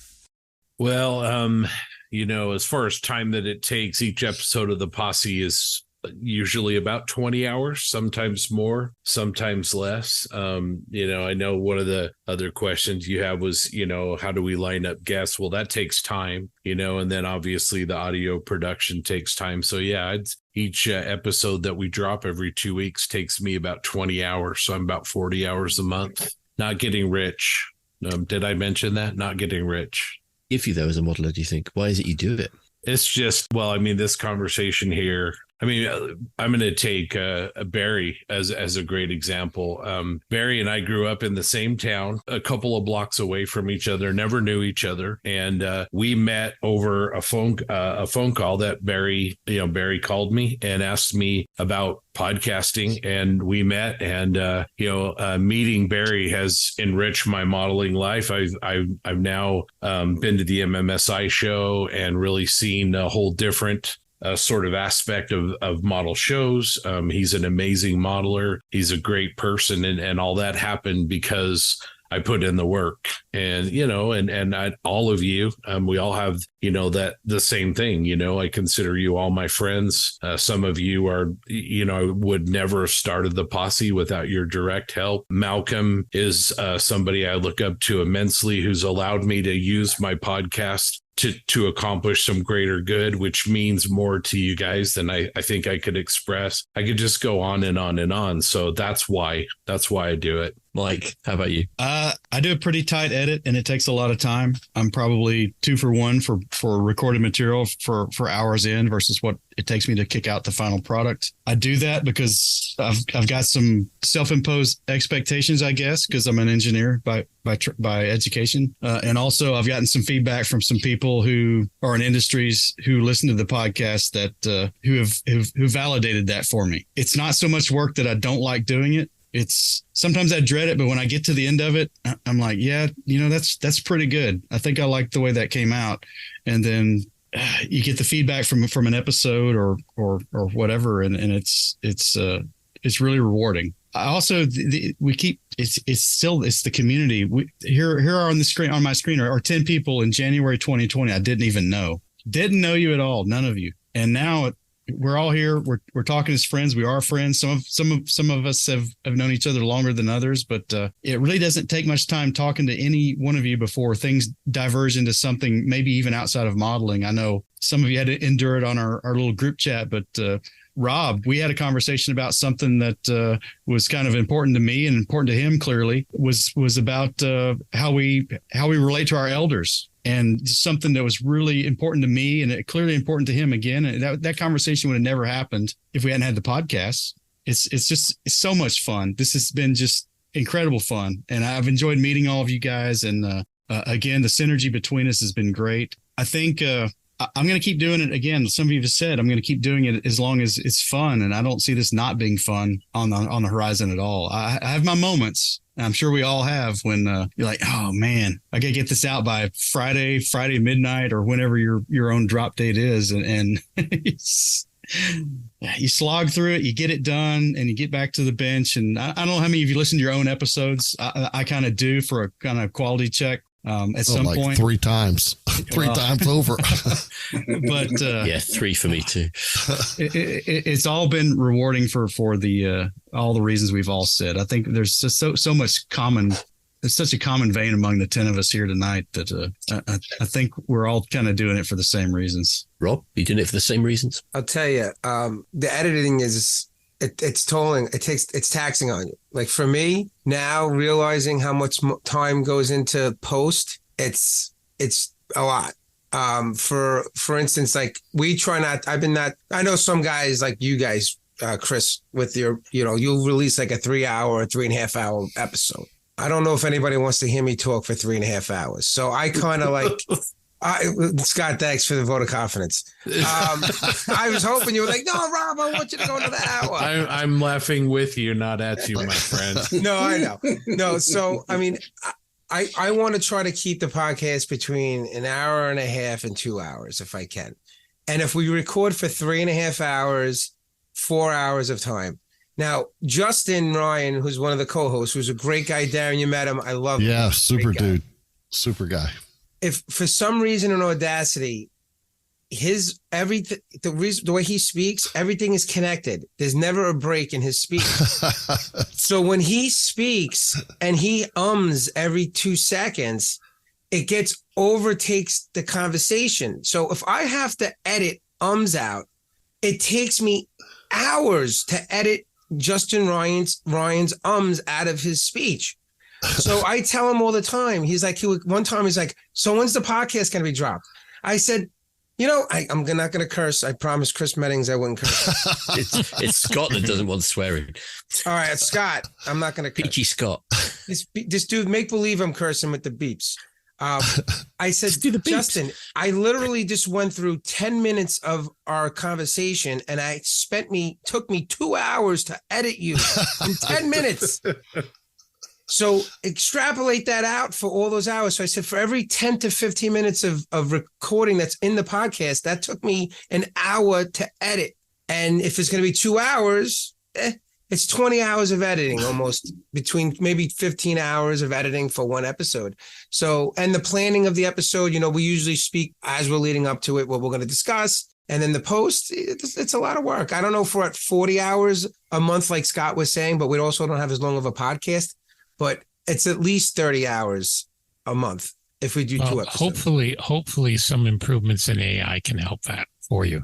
Well, Stu, I'm telling you right now, if you can give me a tutorial on how to do it better, I'm going to sit down with you. We'll sit at, and it'll be fantastic. Now, we were talking about doing podcasts live. Scott, you guys are going to be at the Nationals in South Bend, right? Yeah. Right. Amps. Yeah. And Mike, you guys are there too, right? That's the plan, but our show's a window into our life, and things change. But that's the plan, is for us to be there. Yes. Well, I'm heavily involved in Amps. Yes. So we got it worked out. So the posse's going to be on the left, the mojo's on the right, and I'm going to be stuck in the middle of you guys. So when you want to try to cross talk, musical references are our bag. Come on. just like they said in Ghostbusters, don't cross the streams. So I got it all worked out with John and Chuck and all those guys. I'm going to be right in the middle of you two. All right. What could possibly go wrong? I don't know. Yeah, but a lot of time and effort with the post-production though, Chris. Yeah. It's I get it. Thank God my wife is awesome. She doesn't complain if I'm at the model table, or now a new Call of Duty just came out, playing Call of Duty and having to deal with stuff. So wow, you have time for video games? Wow. The modeling's taking a back seat the last week, Scott. So we're all right. Stuart, how about you?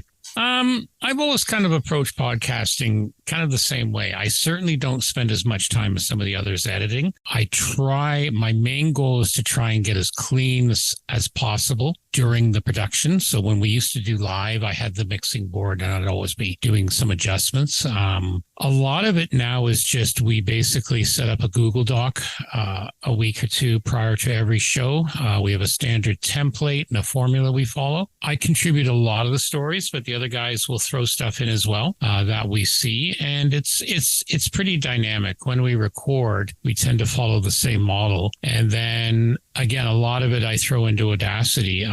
There is times I used to do a lot more ums and ahs. I have tried to control that, and that's helped. Where I notice it sometimes is when I'm doing, let's say, a recording for a sponsor, for our sponsor, because I tend to do those. We record on Monday nights, and I tend to put the podcast edit together Thursday and Friday. So I tend to do the stuff for Steve called TV Man on the Thursday or Friday.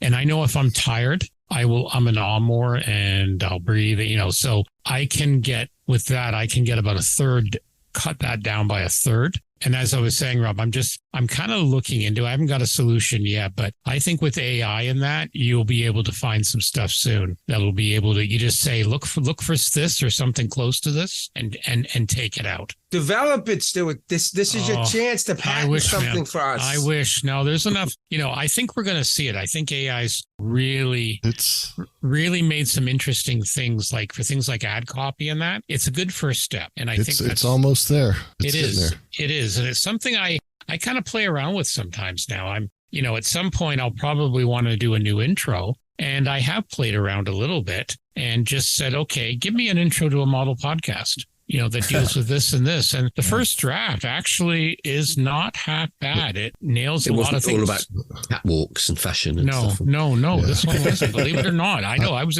expecting that. I'll tell you, if you look over just at Buzzsprout, I don't know how many of y'all host. We host on Buzzsprout. Yeah, the magic mastering on Buzzsprout already just taking out the background noise and some of the other, like, it's amazing. That's AI at work, it's making leaps and bounds within the audio realm, if you will. And it's coming like a bow wave. It's coming at you. And I think it's something we all have to look at. It's just like 3D printing in the hobby. Look how far 3D printing has come in 10 years.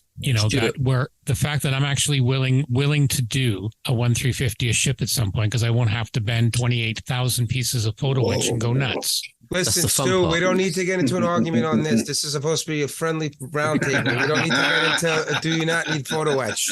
Photo etch is your friend, according to Ian. Yeah, exactly. Yeah. Some of it is, but no, it's Rob's lover. I know. It's in the end, you have to do what you enjoy. We all have bits of the hobby. Like I said, editing sometimes, as Mike was saying, it can be a chore. But there's also a good thing to remember sometimes is if I have, or my guests or my hosts or that, if I have to take a mental health break or we need to take a week off, I've got a wife with health issues, life happens. I have no problem doing that. And my listeners have always been very supportive. Whereas, it's important to do. You can't deliver a quality product unless you're good yourself. And I think that's something very, very important. Yeah, there's been times where I've gone, geez, by the time I finished work, because I'm also heavily involved I was president of my club during COVID. I still do a lot of the tech stuff there. We do our live Zoom meetings and presentations. By the time I do that, I do the podcast. Oh, yeah, I haven't worked on something in a week on the bench. And, you have to kind of sometimes take care of yourself, too. Dave, I'm convinced you don't even edit your show. You just stick it out and you don't give a crap. Yeah, so yes. I've got stories there. That's the fastest guy I've ever seen. I know. You think I'll just send my own sound over and he's done it. It's out. It's up. I mean, in a hotel room, I've watched him do this. It's uploaded. Yep. You got to be kidding me. Yep, he does that. It's. I think doing it live. When I say live, everybody in the room, you can, especially with Ian and Julian, we know each other so well that we can know each other's cues. And what you don't see is I'll ball a bit of paper up and throw it at one of the other guys if they're sort of talking when they shouldn't be talking or something like that. So it's a really quick and easy process for us. And as soon as the guys leave, it's perhaps 20 minutes where I'll just quickly go over it and put all the ads in and do this and that and maybe chop a couple little bits out and then bang, it's done and it's uploaded. And the same for what we're talking about. I mean, sometimes the guys are here and I'm still still making the coffee and I haven't figured out what we're going to talk about. And it's a case of we're smacking down our eggs and bacon and we go, let's chat about this then, if we haven't got a guest already lined up. So it's very organic and quick and easy. And God, if I was having to do 40 hours of editing a week, I'd give this up. I can't understand that you guys have to do 40 hours of editing. You've got something really going wrong there. And what is it you get from doing it, from doing the podcasting? How's it improved your modelling or your model life? It's improved. It's made me want to push myself a lot more because I'm very much like Stuart and I consider myself just an average sort of modeler. It makes me want to be better listening to all you guys, listening to your shows and all the guests that we have on our show as well. It makes me want to push myself that little bit further and take that next step and try and achieve the things that I'm seeing at model shows and the things that I'm hearing on the other podcasts. So for me, it's really about it pushes me. That's one of the sort of the magic parts out of it. I mean, speaking of pushing people, I mean, we always have a call to arms when we've got a show coming up that we're going to where we're saying to people, come out if you've never been to a show before, enter a model even if it's, your first time. And I've had 3 people come up to me now and say, hey, I entered for the first time ever in a model show and I've had a great time. Yeah, it's just sort of the magic of it. Chris, you've been doing so much moderating. I mean, you haven't really had a chance to talk that much about SCU. So, maybe a couple of these last 2 or 3 questions. I mean, give us sort of your view of Sprue Cutters Union and what you guys are about. And this is how I do interviews. I think no one tunes into an interview to listen to the interviewer. So I try and shut the and let other people talk. Also, because, the guys that have listened to our show will know I have a real big problem with anxiety. And one of my anxieties is that I talk about myself too much. So I don't like to talk. And when I listen back to my show, the only person I edit out usually is me, because I think, oh, that's too much of me, too much talking. And that's also why I listen to my show 3 times, because I'm paranoid I've left something in which is embarrassing or stupid or a bad edit or something. So I have to listen to it 3 times to make sure I'm happy with it before it goes out. And if I don't have time to edit it and listen to it before it goes out, I poop my pants until the next day when I can get around to actually listening to it. Something I always wanted to do with the podcast.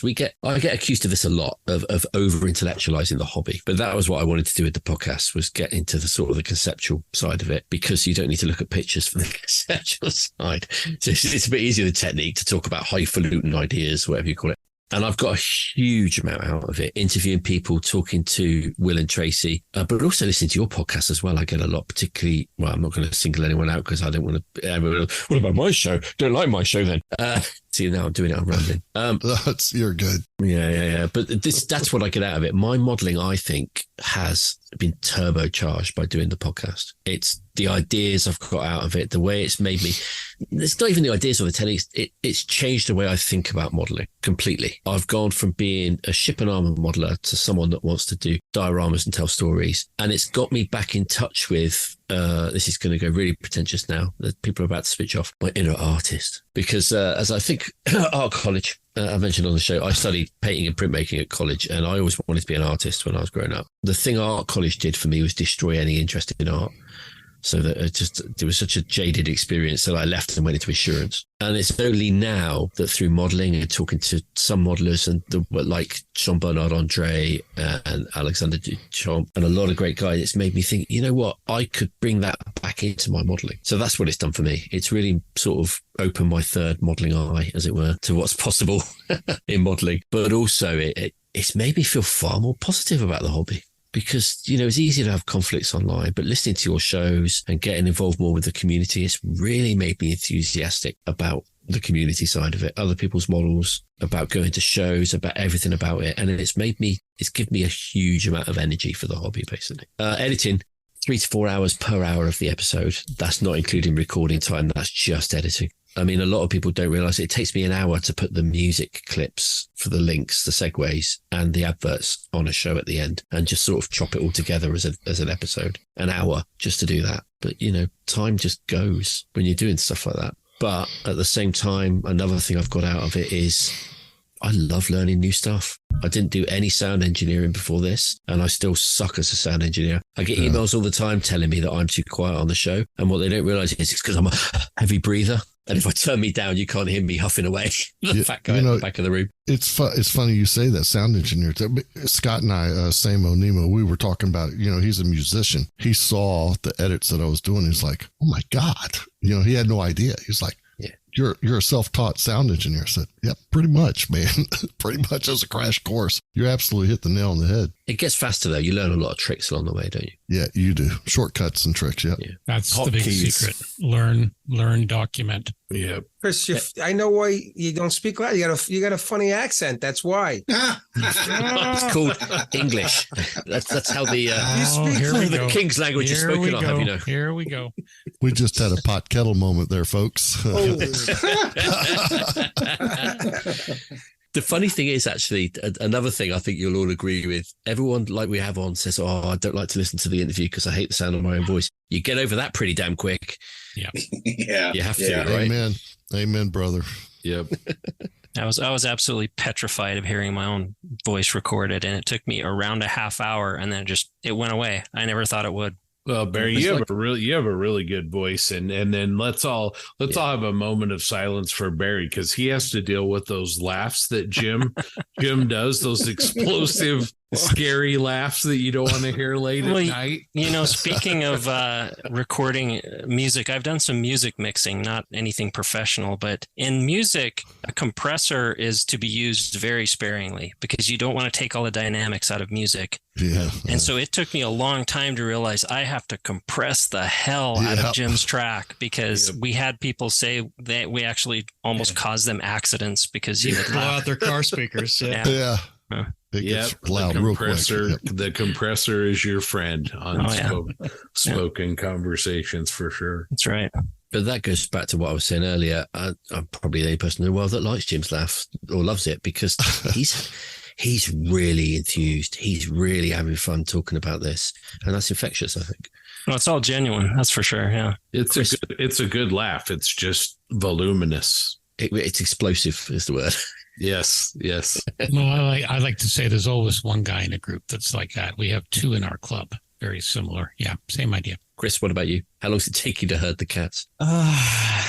They're free spirits, right? Your guys. They're very free spirited. Yeah. It's kind of a several pronged attack. As you guys were talking about this, I was kind of thinking about why I do it. And if you guys will permit me, essentially my grandfather and my father taught me that if I am able to do something, I should do it to the best of my ability. Like, why not? Like, why not put 100% into it? And you guys are talking about, or don't do it, but do it well, right? But do it well, yeah. You guys were talking about, what the podcasting has brought to with model making. But for me, it's like what I've brought my model making to my podcasting. Because like, if I'm building something, I build it to the best of my ability. I want to be able to output something that I'm like, okay, yeah, this is something I am proud of. Podcasting, if we put out an episode, I'm like, okay, well, I want to make this the best episode I can make, with my current kind of knowledge and my skill set. I'm still fairly early into kind of my audio editing, and I'm a very visually I'm a designer by profession, so it's like I'm very visually driven. So audio is a whole new monster for me. So I'm still kind of learning the ropes and stuff, and making sure that the conversation flows has been a huge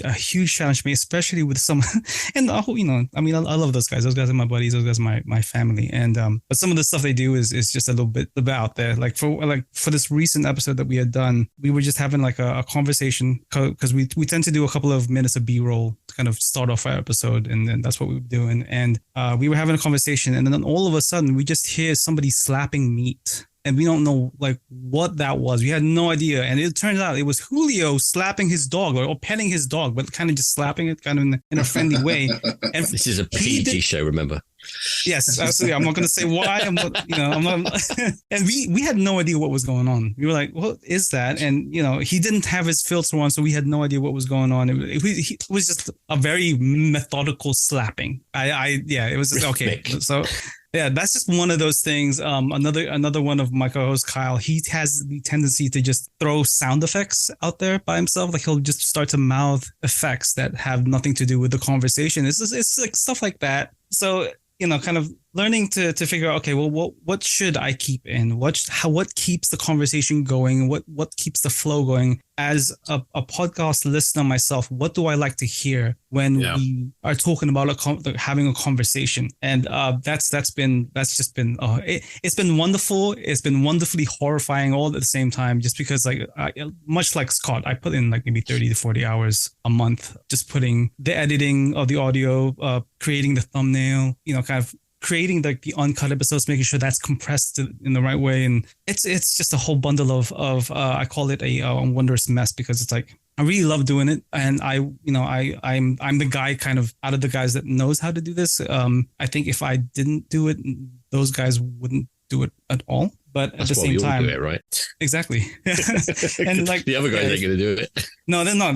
They're like, okay, well, I'm here. That's about as much as they'll do. But if I love it, but at the same time, it's like, it takes up so much of my time. And in between like doing this podcast, starting the podcast, and now I became a father for the first time. So now like trying to handle like the hours of, okay, well, when can I sit down and do this? What do I have to give up to do it? And it's been mostly been sleep. So I'm sitting here like 3-4 in the morning, like listening to my own voice, going, okay, well, let's remove me, kind of like, adding another or right. Well, I personally hate early mornings, but I do want to say congratulations. Didn't know that. So good on you. Congratulations. Thank you. Yeah, I appreciate it, guys. Yeah. Well, and Chris, if there's anything that we can do to help you, I mean, you said you're a visual guy. Well, you can do a lot of visual editing using Audacity or whatever you're using. You'll learn to recognize, this guy that always says, you'll learn to recognize what that waveform the looks shape like. of it, right? Yeah. Yeah. Yeah. Absolutely. I was thinking the same thing. And then the other thing is, when you get the audio where you want it and you're going through, don't be afraid to edit at 1.5x or whatever you're comfortable with. That'll help speed things up. But I think chipmunk editing all the time. Yeah. But I think you really hit the nail on the head. I think the most underrated but most important part of editing a conversation is the flow. And I think people hear editing and they think, well, they got to take the shits and downs hams out, or they, or the sniffles or burps or whatever. And you got to do that. But if we have one of our guys, I'm not going to say who he is, loves the pregnant pause. We have guys, we have guys, and it's sort of like you need a flow, you need a conversation that feels cohesive, and you need to take dead spots and integrate them more efficiently, because you don't want people hopping off, right? You want people to stick with it, so you try to minimize that. But the flow of the conversation, I think, is the most I would say underrated aspect of a good edit. One of the best things I do is I always have a piece of paper and a pen beside me when I'm recording. So if a goof, something I need to, exactly, Darren, say everyone's got their piece of paper, and that way if something's going on during the recording that I know I have to go back to, I write the timestamp down, just so, because I know a little later on I got to deal with it. The other thing I do is, because again, we're on a set pattern, we always have advertising or whatever in between segments. When I do the advertising, everyone knows, I just say, okay, here we go. And then I literally put my hand up. I count down from 5 with no one talking. And that is such an obvious sound thing. So when I go through the first edit, I can split it up right there. That's two things I find to save me time. Malcolm, what about you? How long does it take you to put out an episode of JMC? 3 hours to record it, and then about 20 hours to cut James out.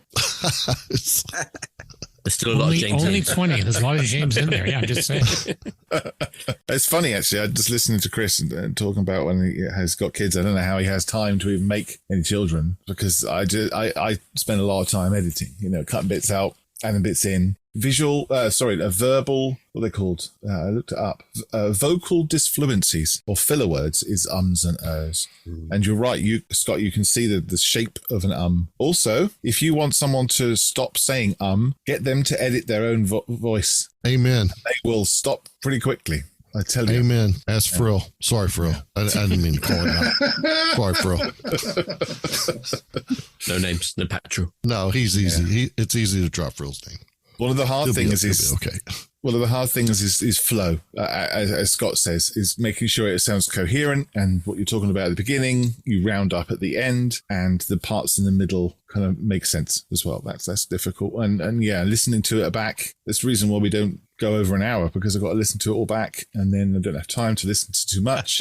So sometimes if my wife's listening to it on the Alexa, I'll think, oh God, I should have edited that bit out. Oh no, but no, it takes a long time, but we do it because we enjoy it. And, it, as we've said earlier on, it makes a difference to some people. So it's nice to put the hours in. The other thing is, you can't edit and do something else. You can't edit and listen to a podcast. You can't edit. It's active listening, isn't it? You have to really concentrate on it. You can't model either. Ask me how I know. You can't do anything. Just edit. That's it. You just have to edit. One of the things too is, though, remember, none of us are looking to get a Grammy or a British Music Award or whatever it is in Australia. What? I know, believe it or not. No, I'm not. There are days where I know it's maybe 95% instead of the 100, but in the end, it's Give yourself a little bit of, exactly. Don't beat yourself up too much. You know what? You just gave me an idea. So we should do a podcast awards thing. Do this again, but we'll have awards for certain categories. I don't know. Most swear words. But then superlatives. Then we'd have to decide, are we doing gold, silver, bronze, or 1, 2? Let's do something different. Let's do Stuart does a mic drop, man. Let's do something like I don't know, titanium, pewter, brass, or something completely different, or just Razzies. Razzies. See, there we go. I think that would be a better idea. We'll just all give ourselves you know what? We'll just do what some of our critics do. We'll just say it's participation awards for all. That's right. Yeah, I think so. One of the other things as well, cutting out swear words. I don't know if Rob, you've ever tried to actually bleep them. It does take extra time, so it's probably best that you don't bleep them, because you can get that time off then. Yeah, I don't realize when you delete stuff, it's not just a matter of deleting it, because when it's in the middle of a sentence, you have to kind of play around with the time a little bit. You do. Otherwise, you'll get a sentence that goes like that, and you a clip. Or too short, and it's just or the worst is the little jump in halfway through a sound. The way to get around that is you fade it in. You use a fade in on the harsh part, and that gets rid of it. But Yeah, I'm at the point now where I'm thinking if it can be said on the Disney Channel, it could probably be said on my podcast at this point. It's on the Disney Channel now, right? I just gave mine every time I upload. It's a PG. Every time I upload the YouTube copy, I just say it's not for kids. It's a time thing, right? Yeah, So. Right. Yeah, exactly. We used to get emails complaining about the swearing and the length of the show. Fuck. And I just said, well, you can have your money back. Yeah, I exactly. have no problem with that. Look, So you're not paying for it. I'm a career sailor, active duty, 22 years, been working for the Navy now, 36 years. Popeye. I can cuss with the best of them, and I'm game, man. If it's in normal conversation, and it is what it is. If you're really getting crude and getting into maybe that's a different story, but in normal conversation, what's wrong with it? It's the last episode we did. I really made an effort not to drop a lot of them. Yeah. So, and I got a lot of messages and a lot of people commented about, "Hey, you didn't curse a lot." And I was like, I try to make an effort not to do it this time around. There was a couple in there, and they'll always be in the outtakes, but because that's usually during, like Chris said, that's during like B-roll, like when we're just like sitting around, just breaking chops for like 20 minutes before we begin or end the podcast. But exactly, really making an effort to try to cut it because I got to make it user friendly for Scott to listen to. We cuss as much as you guys do, and we actually bleeping the cuss words. I think it's actually a tool. I think it actually comes across a little more humorous. I mean, everybody knows what I'll give you that. TJ's saying. When you put the horn over the top of it, it's just kind of fun. Well, I'll give you that. We do the fart, but I get you. DJ invited me on the show, and I said, "Well, would Scott gonna be okay with me coming on? What if I curse?" He's like, "Don't worry about it. I curse all the time, and it gets cut out." Yeah, Scott doesn't mind another hour of editing. It'll be fine. Yeah, by all means. My raw audio is full of little audio clips of Scott, just edit this out. Scott, just edit this out. All right, we're about 2 hours in, and I'm sure Malcolm, like me, is looking at the clock thinking that these hours are becoming somewhat unsociable for our other halves. And also, Scott has to edit this. So although there was other questions, I think this has been a really good chat. I really enjoyed it, and I'd love to do it again sometime, actually. I think it would be an excellent idea. Agreed. More often. I think it has to happen more often. I think it'll be good. Yep. But before we kind of go into the end game and wrap up, is there anything anyone wanted to talk about? The classic interview question. Anything else we need to talk about? How much time we have? I'm only kidding. I said, how much time do we got? Yeah. Interested to know what our listeners think of this chat. Our recording sessions go like 4 hours, so this has been easy. So we're 2 hours and something in. Well, I'll throw one out. How do we keep this synergy? This gets back into the incidents of the late summer and fall. Right. I have to, interject briefly there. I like the fact that we got accused of being a mutual appreciation society, and we weren't before, but that made us one. I think that's absolutely did. Exactly. And I said that too on the podcast. Yeah. So I really appreciate it. There were one of us with Dave, then two of us with Stu, then three of us with me, and then Scott, and then bam, bam, bam, bam. And I don't know what all goes on behind the scenes. All I can say is I just hope that we were all getting along. But when all that crap hit the fan, it just kind of it came to the forefront. It came to the top. It boiled to the top that, we all kind of see this thing as bigger than maybe I'll call them gatekeepers thought this thing was. Not just the podcast, but they way underestimated the hobby. The hobby, they had this cloistered view of the hobby. And I just want to keep that going because there's going to be other podcasts come along, and I hope this can continue. I think at some point, with as many of us as there are, that the Venn diagram of our audiences is going to start spreading out a little bit. Mm-hmm. It's inevitable.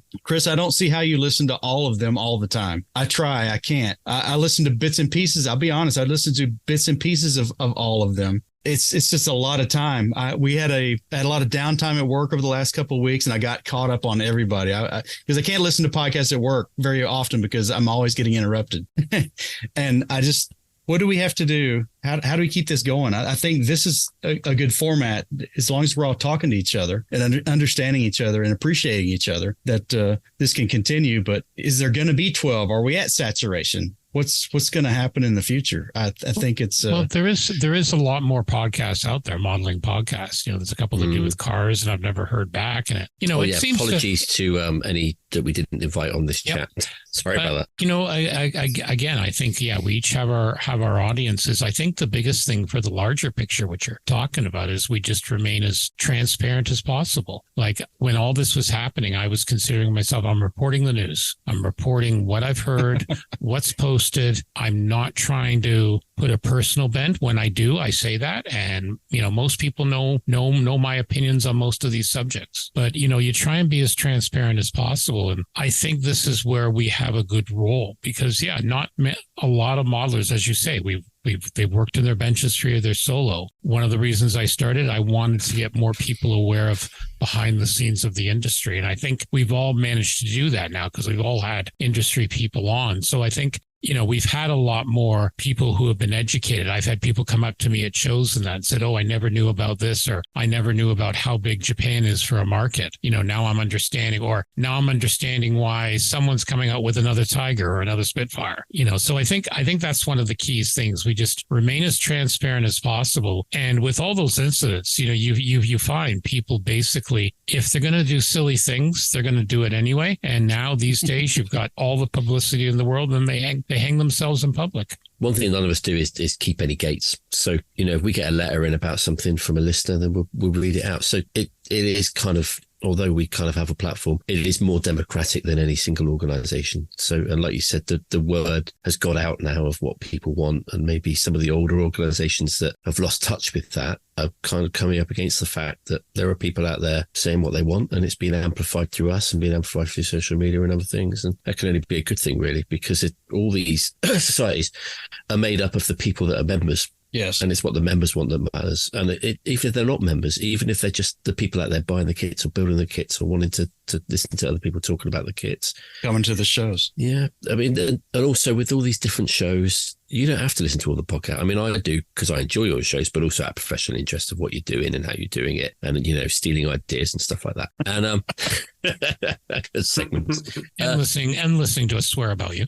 But whatever kind of modeler you are, there is a show for you with these 10 podcasts and with the other podcasts as well. So you don't have to listen to them all. If you're not really clicking with one, I always say give it 2 or 3 episodes because some of your shows I didn't get right away, but I love them now because I gave it a bit more of a chance. But give it 2 or 3 episodes. If it doesn't click with you, try another one. There's a show out there for you. Any 100%. Final words from anyone? Well, just again, the synergy this over the fall and summer has just been great. I think we've really gotten to know each other a lot better, and I think we've in an extension of that, we've got to understand each other a lot better. And a lot of our fingerprints are on the same pages. Let's just say that.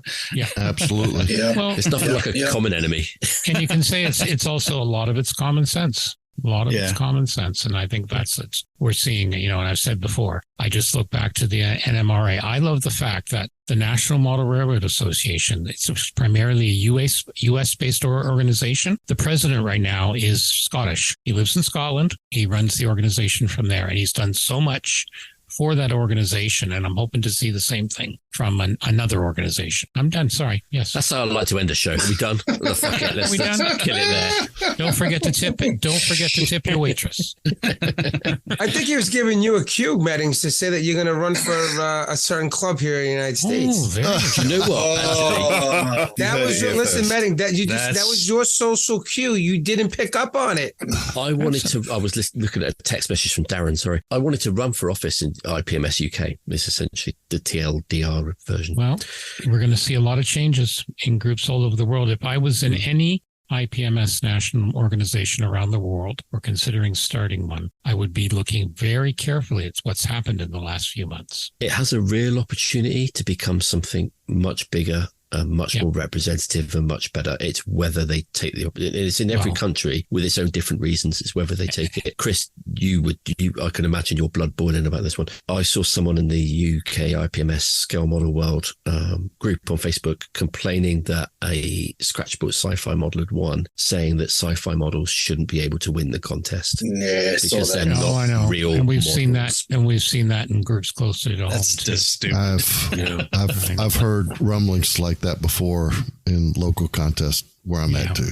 I've heard that about figures. Yeah, we've been lucky in Canada. We haven't really seen that as much. But yeah, you know what? I just want to think back that there's a great meme that went out before Telford that says, that basically has the cat hiding up around the side of the building. Was that you posted? Yeah, posted that, and the dog's coming in, and it's like IPMS somewhere else, and Telford, and it's like, yeah, people better be thinking. I want to thank all of you for doing this. It's been a really good chat. This is kind of like Sprue Cutters for me, that we get started with ideas of what we want to do in an episode, but really we just end up enjoying a chat. And whether or not people listen to it, we'll see. But it was just really good to talk to you all, and thank you so much for the great conversation. I think it was a good idea. Definitely we'll do a Mark 2. The one thing I think we might get from this as well is maybe people listening won't know about all the shows, won't listen to the show. So let's just quickly go around, tell people where they can find your show and maybe any social media links. So start with Scott. Yeah, Plastic Posse Podcast. The podcast is available everywhere, as most of the shows probably are. Our hub is Facebook. We have a podcast page, and we have a Plastic Posse group page where people can post their own work and interact in a community. Right, Rob? The Modeling Insanity Podcast will on Apple, Spotify, Google, Amazon. If I said that again, Buzzsprout, all the big podcasts, like Scott said. We also have a Facebook group, the Modeling Insanity Podcast group, and that's where you can find us and check us out. Mike? The primary link is www.plasticmodelmojo.com. That's our hub for the podcast. We have a Facebook page for the podcast where the episodes are teased or pre-announced when I'm doing my job properly. We have the Plastic Model Dojo, which is our community page where folks can come in and post their work and talk amongst themselves and build a community that clearly is very important amongst all of us. Malcolm. Just Making Conversation Podcast. You can find us on Facebook. That's where we do most of our posting when we get around to doing any posting. We don't have a community page, but you guys do a great job with yours. So that's where you can find us. Facebook. We're also on Twitter and not MySpace anymore. What's your Twitter handle? X. If people still use that word. Good question. It's all right. While you're looking that up, what's Models for Heroes? What's your website there?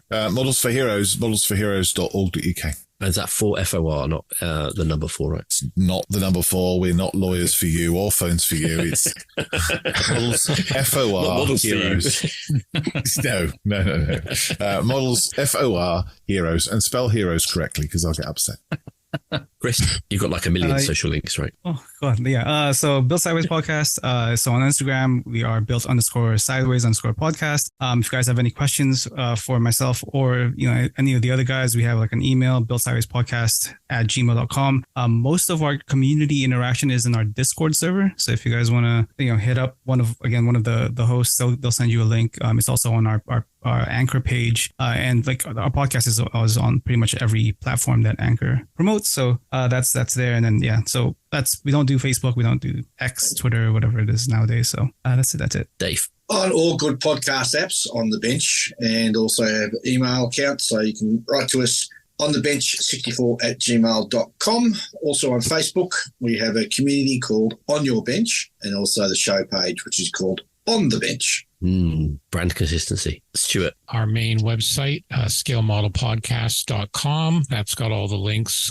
We don't have a community page, but we do have a regular Facebook page where, again, we promote the show. We're also on YouTube. But yeah, mainly we love people to come to the main page because we always post good show notes and lots of photos with all the silliness we're up to. Great. Barry? Small Subjects Podcast. We're on Facebook mostly. We also have Instagram, but I haven't been too active promoting that. You can also check us out at boxdioramas.com. We have a blog for the show on there. Darren. So the Model Geeks Podcast, it's available on all your podcast outlets.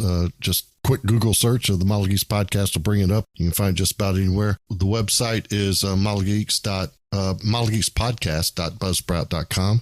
Soon to change. We're revamping our website, so there's some exciting things to come there. Check us out on Facebook at the Model Geeks Model Shack. And then from there, we have a couple of special interest groups you can branch off to go into as well. So, yep, There we are. Sprue Cutters Union is available on all good podcasting apps. And as I put in tiny little letters underneath it on the poster, the rubbish ones as well. We're also on Facebook, Sprue Cutters Union. I actually have another podcast, which I haven't mentioned till now, which is Models from Ukraine podcast. You can find that one on all the podcasting apps as well. So there we go. That's us. There's also modelpodcast.com where it has all the links. Yeah. As well. Where you can find links to all the best scale model podcasts, thanks to Stuart and all the guys contributing to that. Yep. Thank you very much. All right. Now, please do remember to leave a review if you like the podcast that you're listening to. If they've got a Patreon, please do support them because, as we said, a lot of work goes into it. We don't make a huge amount of money and it helps offset the costs of hosting, new mics, all that kind of stuff for all the different podcasts. And please do recommend to a friend if you like a podcast. If you don't like a podcast, keep it to yourself. All right, then.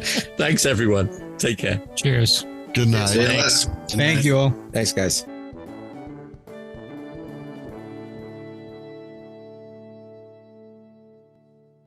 There you go. That was the interview. What do you think of that? It was really, really good. Very, very insightful. Yeah, it was really cool. It was really informative, actually. It's interesting to listen to the different people and the amount of time they spend on editing. And that I'm not completely wrong in saying that it takes a very long time, unless you're on the bench and it takes no time at all. I don't know how they do that, but I hope it was interesting for some people. Yeah. And maybe encourage others to start their own podcast, hey? Just do it. What can go wrong? What could go wrong? I mean, you end up with a podcast like this. Will we get away with it?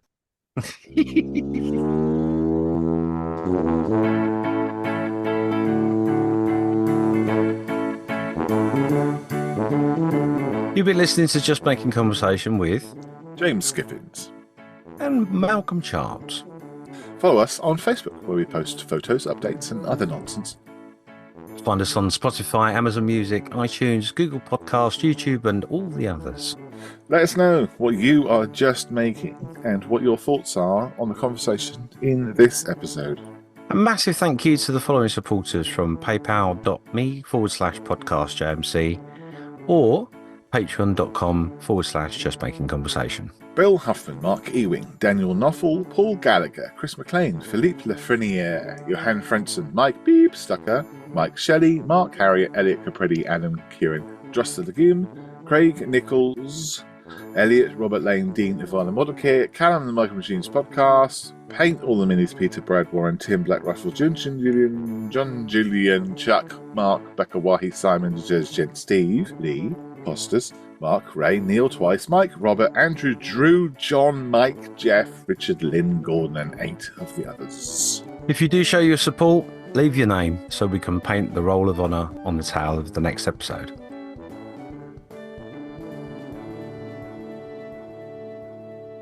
You read that without one mistake. I know. 3 full seasons, and now you read that entire thing with not one issue. In fact, I messed up more than you did. Yeah, that's absolutely true. And to be honest with you, I can't wait to season 4 because then I can start fucking it up again. We're going to change it all, and it'll be all different. We'll use big words, foreign languages. Right, cool. Bye-bye. Au revoir.